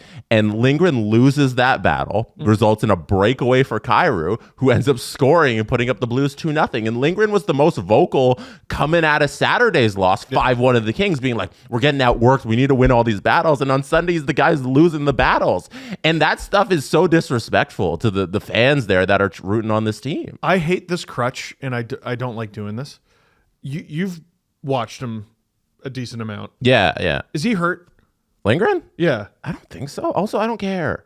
Well, like, okay, so the reason I ask is How did he all of a sudden just forget to be good? this is the thing. He's Like, in a I always UFA think- year. He's 26. He was a great piece of their run. Again, like Kreider. I wonder if Kreider is too. Right, but He it's should not, be it's- playing into a contract that brings him generational wealth, and he's Yeah. playing himself into like a healthy scratch. like into like a 1-year deal. I hope you still have it. Right. And then like Keandre Miller's out. Panarin is day-to-day. He didn't play Sunday at all. And it's not just Lindgren who's been awful. Like Mika Zibanejad. Like a lot of Ranger fans want that guy gone, but unfortunately you're not trading that contract. 6 goals. I don't know if anybody's going to take that deal. But Zibanejad's been awful too, and he got demoted to the third line yesterday because he's been so bad and also didn't put in the greatest effort. You know, you're seeing from top to bottom, it's been a lack of production from all of these guys, and you can't give this sort of effort and expect to get like backing from the fans and the team if this is the way you're on the ice performing. The worst players, or at very least up front, are the staples, like the dudes who have been there forever. Panarin is having a unreal season, 36 No points, complaints 29 about games. No complaints. Except with his defense sometimes. Sure. It's not great at defense. Adam Fox, 25 points in 30 games. Do you complain about that? Of course not. No. Adam Fox hasn't been Norris Trophy. No. That's Certainly the level not. I expect out of him. So is that the conversation that we always have with Matthews, where he can't even score 40 goals because that's not good enough because the standard is 69? yeah. Right. Okay. Yeah, no, Okay. Adam Fox hasn't Interesting. been Norris Trophy level, and that's been disappointing. Will Cooley, 23 points in 30 games. I mean, This team doesn't run through Cooley. you no, know, but like what a step. Sure. Right? Yeah, So if he's doing that well, all right, great. Mm-hmm. How's everyone else doing? Like, I guess what I'm getting to is the dudes who have been there for like a decade. If they're performing to their usual and they get a performance out of him like that, they're doing great, but they're not. Lafreniere, 21 points in 30 games. That's probably below what I expected of him, but he's still fourth. You Zibanejad, want to chirp? Hasn't been great since he signed that contract. You got Zibanejad, your money and you stop trying, Laugh. Zibanejad, 21 points in 30 games. Too as much well. money for the third line. Trocheck, 18 points in 30 games. Now we're getting a drop off here.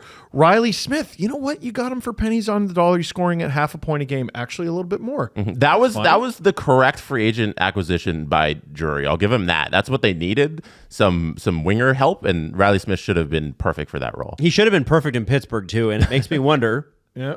does Riley Smith still have it? Guess who else is scoring at about half a point a game? And it's fine that he's scoring at half a point a game, and you usually keep half a point a game players. Capo Caco, Healthy scratch, healthy scratch.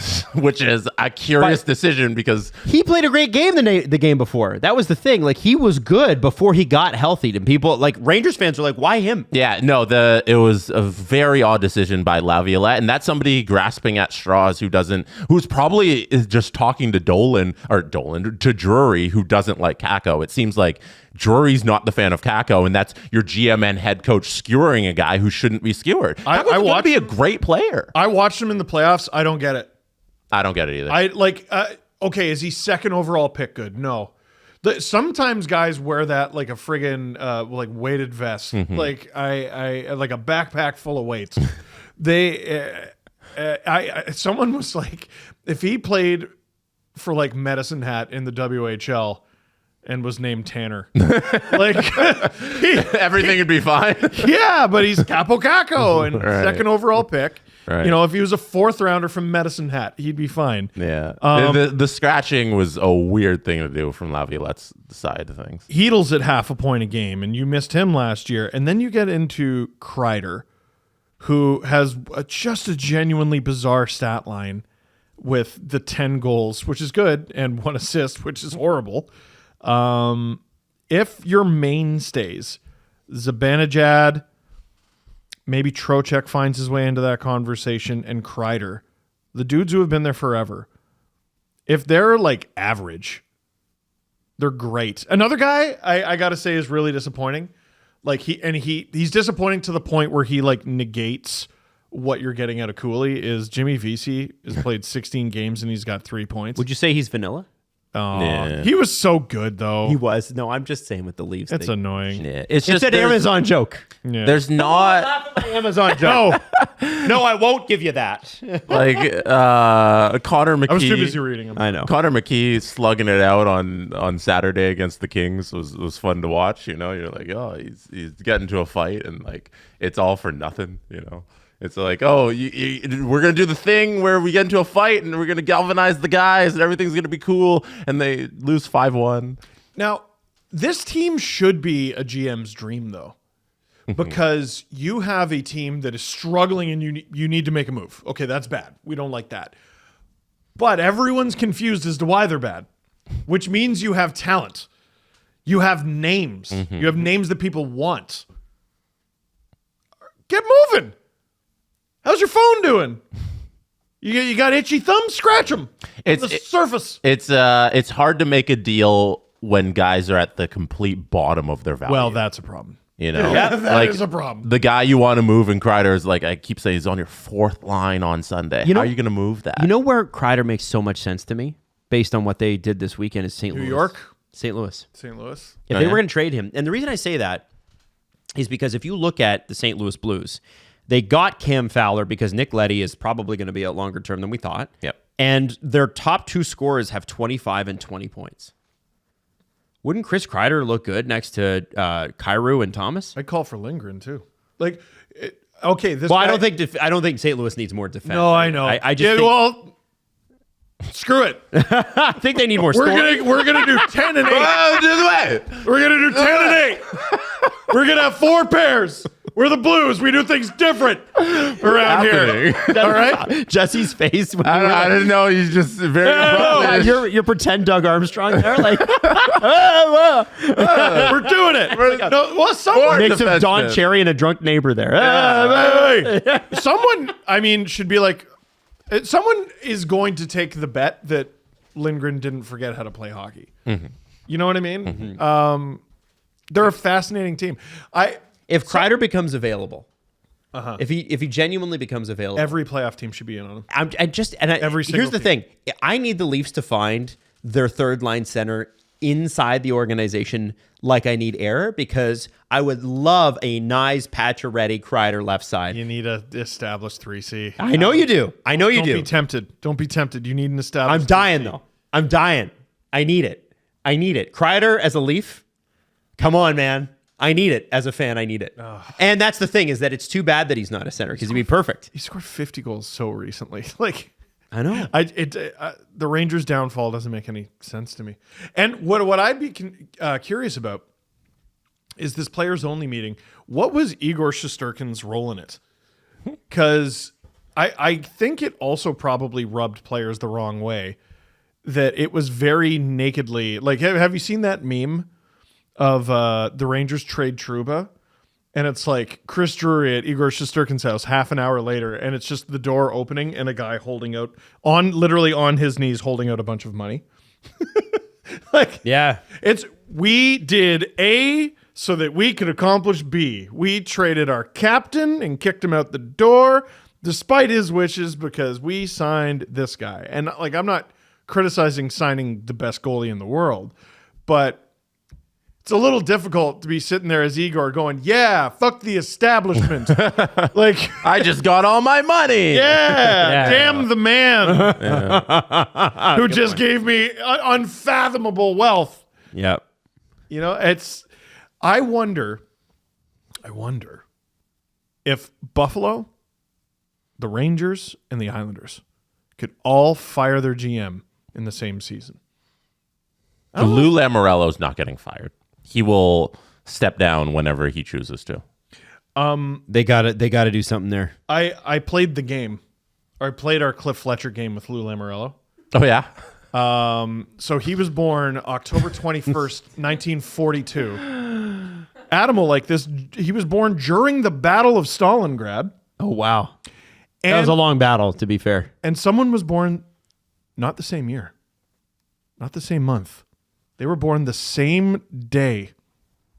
As Lou? Same day, little baby Lou was born in Rhode Island. He was probably bald then, too. So he probably bald then He too. was wearing a suit out of the Yeah, womb. he came out with his side hair. And this person, a famous person, Okay. was born in Brooklyn that same day, October 21st, 1942. Brooklyn. I don't know. Judge Judy. Wow. Oh, that's a fun fact. Damn. Judge Judy was born the same day as Lou Lamoriello. Well, it must have been they must have been born under an ironclad sign Yeah. in the celestial system because both of them are above the law. Oh, astrology. With astrologers, Igor get on that. Shesterkin, God bless his heart. You got pulled Saturday, and it's like, okay, we're paying you $11.5 million moving forward. We can't have you be pulled against the LA Kings, but also every goal in that game was Harlem Globetrotters. LA Kings can just come on a 2-on-1, pass the puck where they want in the zone, score a goal. So for him, he's not delivering on the save percentage you want out of a goal you're paying that much, but the team in front of him has been so dog shit lately. You can't really blame him for anything. So it sucks. They have to change things up because you can't just torpedo a whole season. Exactly. You Well, you should can. make You the are. playoffs. You are at current moment. You are. You should make the playoffs. There's no reason for you not to. Right. Now you sit out of a playoff spot. And with the whole conversation, I don't know where you move forward besides like Jarry's the boss, so he's going to make all the moves. Yep. And he's going to make some shifts and he's going to be really antsy and call GMs openly and all that fun stuff. So there's going to be more stuff coming out of New York and it's going to be just more hell and disaster and chaos. I don't know how the players win this battle. Yeah. I'm at a loss for, you're a good player. You've been here for so long. We know you can do better, but you don't have any of the power. Talk to the owner or his son. Marcus Pettersson is going to be out for several weeks at least for the Pittsburgh Penguins after a disastrous game yesterday against the Ottawa Senators. Man. Now, I want to play for. We've got there's a overhead shot, but Jesse, there's also a video I sent that has a Drake Batherson goal that I would like to specifically point out. Okay. I think you and I were sent the same screenshot from Cassie. It wasn't that. I was just looking at it on Twitter. But Pens fans are not thrilled. Oh, Pens fans are not thrilled. okay. And Which one do I go to first? go to the video one first. The first one I sent you, go to that one. Maybe we're talking about different goals. Why don't we stop guessing and just play it? Yeah, so let's have a play here. Now, we don't have to like scan through this, but the way this goal goes in is very interesting because of Drake Batherson's positioning. And it starts in the send zone, as we can see here. Puck carrier brings it up. Almost nobody even challenges him through the neutral zone. I don't even know who that is. It might be Brady. I don't even know. Doesn't matter. Doesn't even get challenged till he gains the offensive zone. Already not great, but maybe you caught the Pittsburgh Penguins on their heels, right? That happens. Now, Penguins sort of regain possession a little bit here, Jesse, if you move forward. They sort of regain possession. We're going to turn it around. Nope, Sen's got it again. Yeah, they pick up the loose puck there. Now, I'll give the Pens credit here. They've got good coverage down low. There are 4 forwards back. That's numbers. commitment. Ricard Raquel's there. You got Matt Grzelcyk there. You got Ryan Graves there. I believe that's 87. Bad at hockey, actually. Who's that called? And here you go. You got a shot from the point. That's, I think, isn't that Bacho? No. Yeah, it's 72. Shabbat. Yeah. Hatsen Bacho. Yeah. now That's a nice move. What a move on Crosby. Here we go. Look at this. The balls to do that against Sid. What? Yeah, this is crazy. Now, That's a nice little dangle by now pause Shabbat. there. Pause there. So Bacho's got Crosby beat there, and it's a great move, and only a guy like. Oh, no. Now look at the side of the Pens net. You've got a Senator behind a defenseman, and you got another Senator behind a Senator. Okay? And the goalie can clearly see Thomas Chabot. Right? Sure. So what does Thomas Chabot do? Because in theory, Drive. one of those Senators is completely, like, what use are you? If you move a couple steps to the left, like forward for the Senator towards his, away from the net, maybe you're more valuable. But what happens? Let's have a look. Drive and feed the slot. Let's see. So here's what happens. Now you got Okay. 2 Sens freezing, wide open. Crosby is still on Thomas Chabot What is because he's Jarry Crosby. doing? And Jarry is down before the shot even happened. That's a lot of net, man. It's a lot of net. The shot has not happened, and Jarry's already on his knees. And there is, again, 5 Pittsburgh Penguins, 3 Ottawa Senators, including the puck carrier, but the 2 Senators that are open now because they've repositioned to the top and the side of the blue ice. Watch where Thomas Chabot puts this, okay? And it goes... Throws it into the crease. And it goes into the net. Now, what's interesting is how it goes into the net because it goes off of Drake Batherson's well-placed skate, which is right along the post. If you look at Batherson, he's the one closest to the post. He's just giving him a bumper. Yeah, see, the puck's going right. And that's what he did. Now, if we look at the overhead on this, which makes it a little bit easier to see. Okay, you want me to pull up the other one? Yeah, is that okay? This is a fascinating goal, which led to a fascinating quote. And I think a quote born out of frustration, but it's not going over well on Penn's Twitter. Okay. You know, whatever. Now look at Batherson here. Look where his foot is, I see. and the puck's already gone off his skate, and you can see it's about to cross the line. Jarry sees this the whole way. Graves sees this the whole way. Grzelcyk does not necessarily have Batherson totally tied up, but his stick is tied up, so you don't credit hate to Batherson. You don't hate Grzelcyk's positioning on this. But that puck is going in the net. Now, let me give you the Josh Yohe, Tristan Jarry breakdown of this, because Josh is the athletic writer for the Pittsburgh Penguins, and he introduces it like this. Jarry's explanation of the goal is one of the most bizarre you'll ever read. Jarry says... He thought it was going wide. Jarry says it's a shit goal. I don't know how you take that out of the game, but I don't think you should be allowed to stand there and let a guy shoot off of you.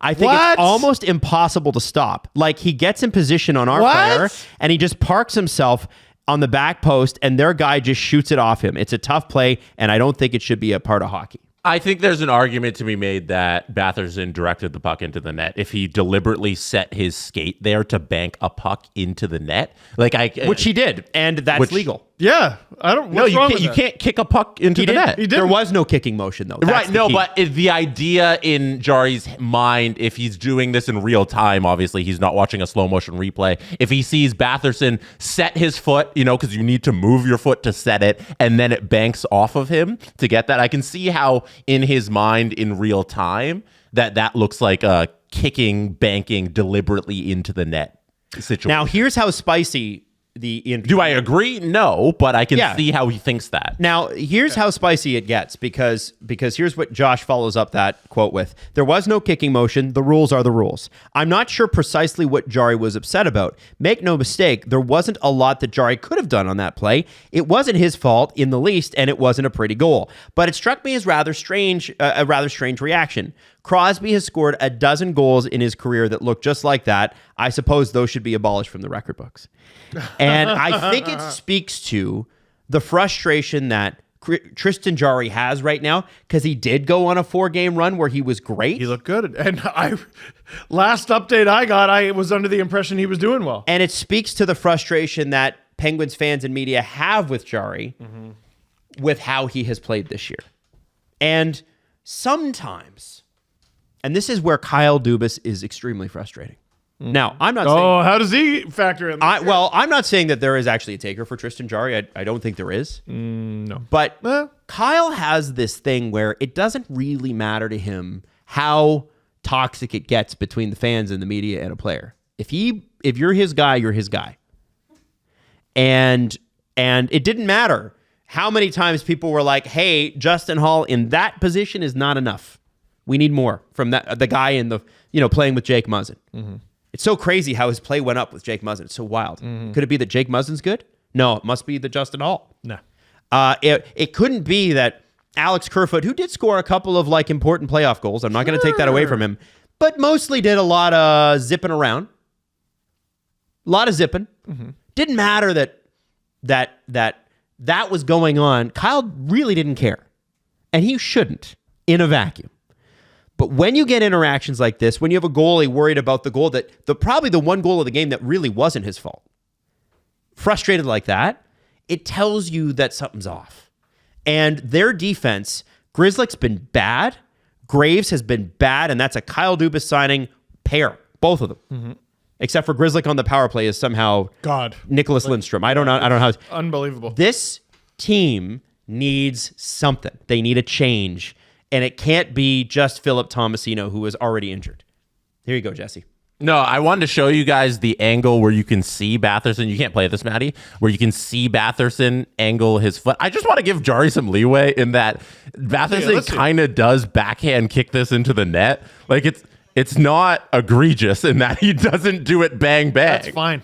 That's legal. It is legal, but from his perspective of Jarry here, like it's instantaneous and it looks like a little backhand. He's even still sliding while he kicks it, which you can't do. Like it looks like a backhand kick from the goalie's perspective.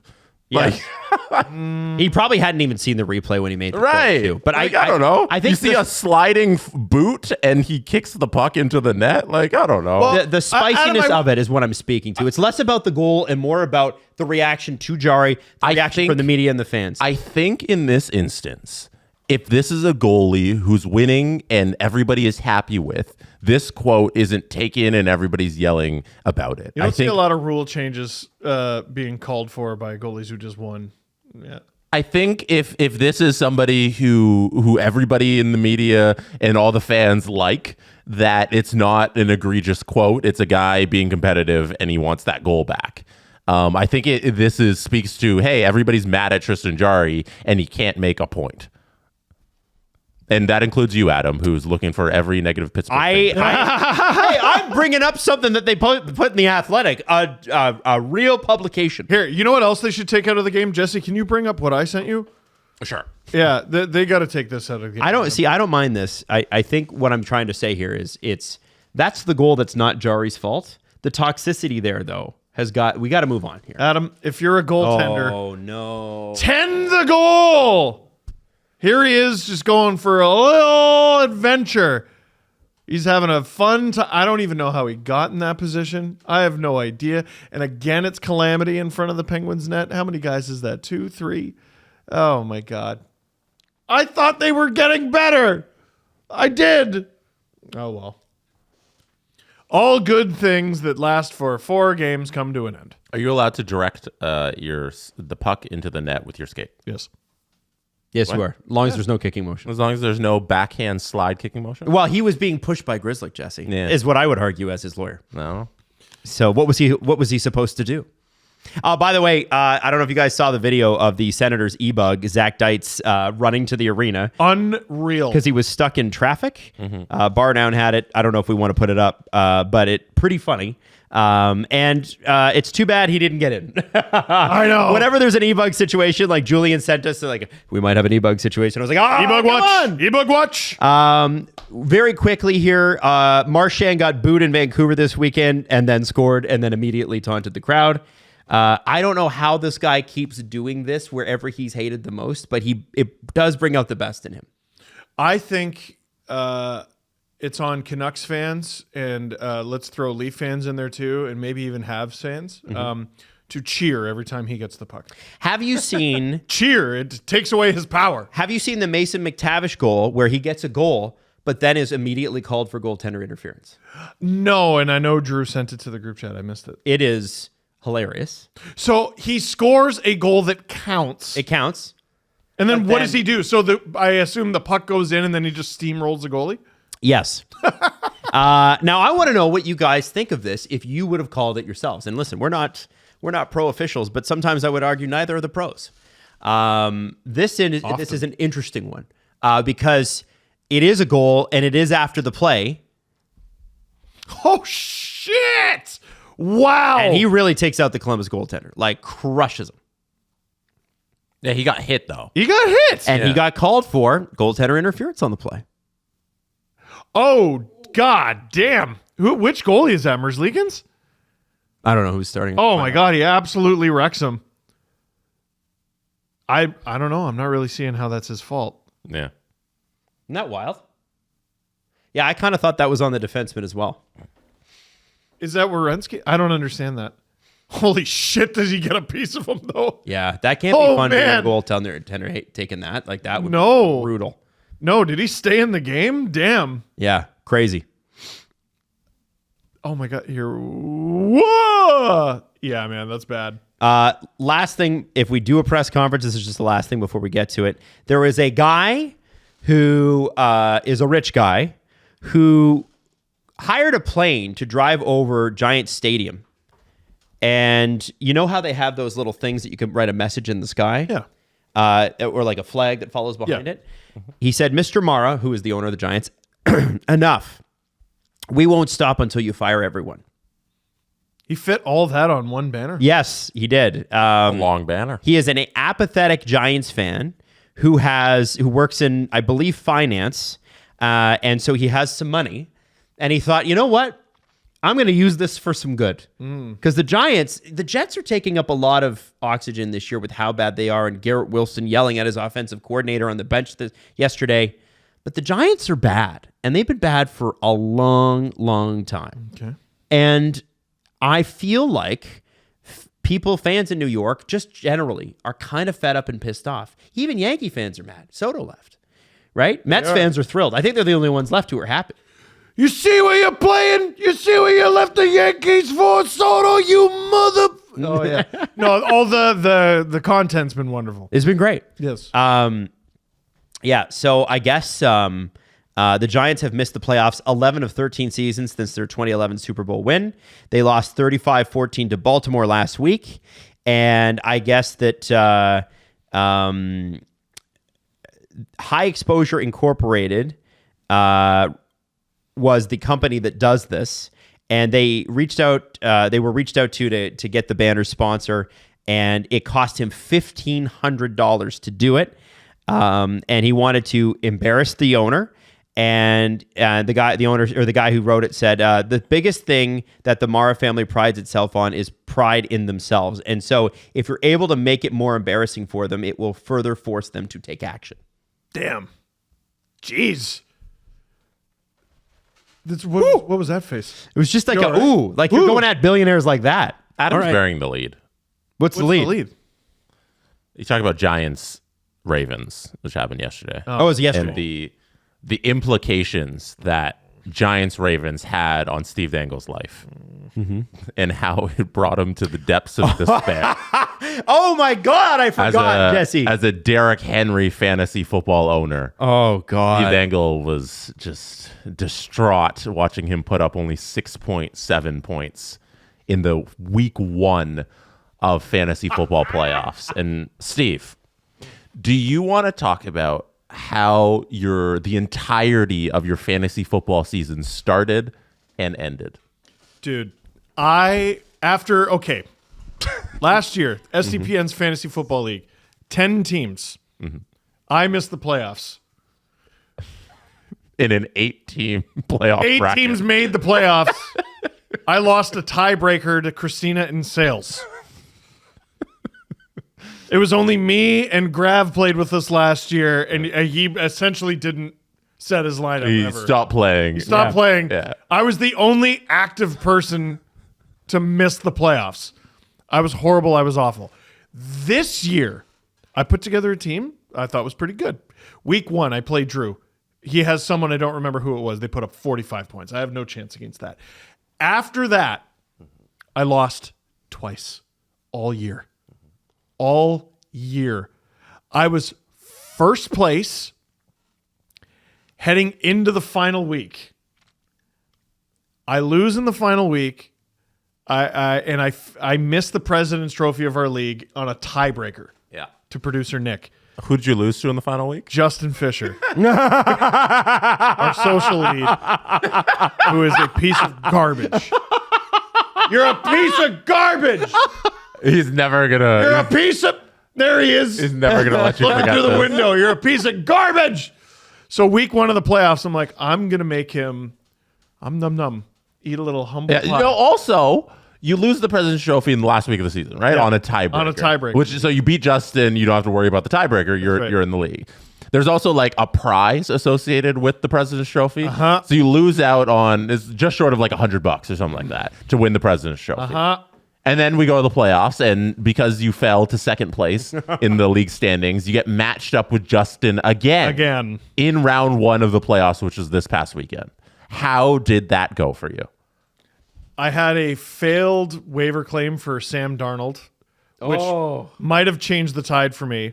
I don't know how he did. All I know is producer Drew, as we're setting up for the stream that we did on Thursday, goes, "Oh, you got Brock Purdy in tonight." Every position I'm super strong. My quarterback's a bit weak. You got Purdy and Geno Smith, right? Yeah. Yeah. And Drew goes, "Oh no, you got Purdy." I go, "What do you mean? Oh no?" He's like, "It's torrential downpour. They're not going to be passing the ball." So he was projected to get 18.5 points. He got just under 5. What's this guy's name? I don't even. This is, by the way, this is why I shouldn't even be in this position. I don't know the players' names. I barely know who they play for. I shouldn't have finished second. Friggin' Derrick Henry, 10th, ranked 10th in all of fantasy football, was supposed to get 18 points. He got 6.7. Derrick Henry, who could easily be fantasy football MVP this season. Like him and Saquon and Lamar and Allen are like right there for fantasy MVP. And then the week 1 of the playoffs, he puts up 6 points, which is a disaster for Henry. Tyrone Tracy Jr. was supposed to get 11.7 points. He got 4. And the Henry thing comes in a game Yeah. where the entire game went towards Henry running the ball a lot. Yes. They beat up on the Giants, the game you're talking about, the Giants. Yes. They beat them up. They're up by 20 plus all game long. You should be feeding Henry the ball, but it just didn't work out that way for the Ravens. And Chuba Hubbard, who has been an absolute rock star. He's been for me great all season. He was supposed to get over 15 points. He got less than 7. Yeah, Dallas decided to be a football team again and beat up on Carolina. Jesse, what was my worst regular season point total? You didn't have a week below, I think it was 99 points. Oh my God. Every I was single so week this good. season, you put up at least 99 points. And I finished like second last, and you got one more week than I did. I'm one of 2 people that didn't make the playoffs. Yeah, you're Steve from last year. I this- put up 90.48. And Justin had one hell of a week. Like, Man, he's still who, going. Who He's has up Josh Allen in our pool? Because he had I the do. Okay, he had the Yeah. best 2 fantasy weeks of all time. Yeah. He put up 40 points last That's insane, man. Yeah. That's so insane. Anyway. Justin, let me see. Uh, Stupid face. Let me all see right. your stupid friggin'. Look at Is this. he there? Oh. yeah, there he is. So, Steve, I think the moral of the story is you embody the things you enjoy. Fire Keefe. You enjoy one thing in particular. Fire Keefe. And that's the Toronto Maple Leafs. I really did choke in the first round. Great regular season. You're shaky down the stretch, and everyone's calling out, and they're like, "Oh my God, he's having a bad couple of weeks. Or should we be concerned?" And all my best players underperform. You get to the first round of the playoffs, and you lose. How does it feel, Adam? If Steve now is not doing the thing you hate, he's showing up to the press conference. Yeah. he's in front of the microphone. He is. Post round 1 loss, you're taking the podium. Adam, what do you want to ask Steve? Steve, why does your team have such a fragile mentality? Well, it's I think we have a belief in ourselves. You ever heard the tale of the Chinese farmer? Will we choke again next year? Maybe. But I don't think so, and that's why I'm going to run it back. If I have a chance to get Derrick Henry again, I'm going to run it back. If I have a chance to get Brock Purdy again, I'm going to run it back with him. I love my guys, and I'm confident as the fantasy football cap goes up. Even though we the can win. 49ers are not supposed to be that great going forward because they're getting old and hurt. No, You going back with them? Adam, ignore the evidence of your eyes and ears. What about my love of my guys? Oh no. Oh, Steven. Steve, that is a complete disaster. You are the story of our fantasy football season. No matter how it plays out for the next 2 rounds in the championship, you're the story of this season. I'm a bum. I'm a bum. What a collapse. I cannot believe it. I don't think I lost 2 weeks in a row all year. No. Oh, what a Final 2 weeks of the year, though. What a bum. It was 3-1. It was 4-1. It was all of it. I'm a bum. I cannot believe I You always got next year. You also have next week because you can play for your like final seeding. Yeah. So you're gonna play like the was it 5th and 6th place game? Oh That'll no! He didn't even get it. He can't even get it into the top 3. No, he's done. Here, wait, I'm getting a call, guys. What's that? Oh, okay. Yeah, sure. No. I'll bring it to the guys. So even though I failed miserably, I'm actually going to take a promotion with another fantasy football league. You're moving up in the Yeah, world. I'm moving on up. Yeah. Have you been? I was going to take some time off, like some much needed time off, but I'm actually going to take a promotion. How did those negotiations come together so quickly? Oh, Could you have been talking to them before this very moment? I've been talking to another league since February. Oh, that's crazy. It's great, man. Well done, Steve Dangle, everybody. Fuck. And we'll wrap the show right Adam there. sitting over there on the right. You didn't make the playoffs at all. I had a horrible year and I had a horrible strategy. And You're the only one left? I'll never do Out it of again. the 3 of us, yeah. I'll never do it again. But I finished 3rd last year, and I expect to be back up where I belong next season. All right, 3rd place. 3rd, 2nd, or 1st, Jesse Blake. Okay, I'm scared because I think I'm gonna face Justin the way the seeding breaks out next week, and his team looks really good. It's peaking right now, which is dangerous. So I might be out too in the semifinals, but we'll see. I love this. This is very good Steve way stuff. to go out. All right, we'll be back Wednesday and Friday this week. By the way, I was going to get a Final- Ravens jersey and wear it when I won. We'll explain the schedule for the Christmas break next episode. yeah. I don't think we need to do it right now, but there is episodes coming. Are you listening to the music this time? Yeah, I forgot. The Steve Dangle Podcast. Follow the guys on Twitter at Steve_Dangle, at Adam WYLDE, and at Jesse Blake. Connection complete.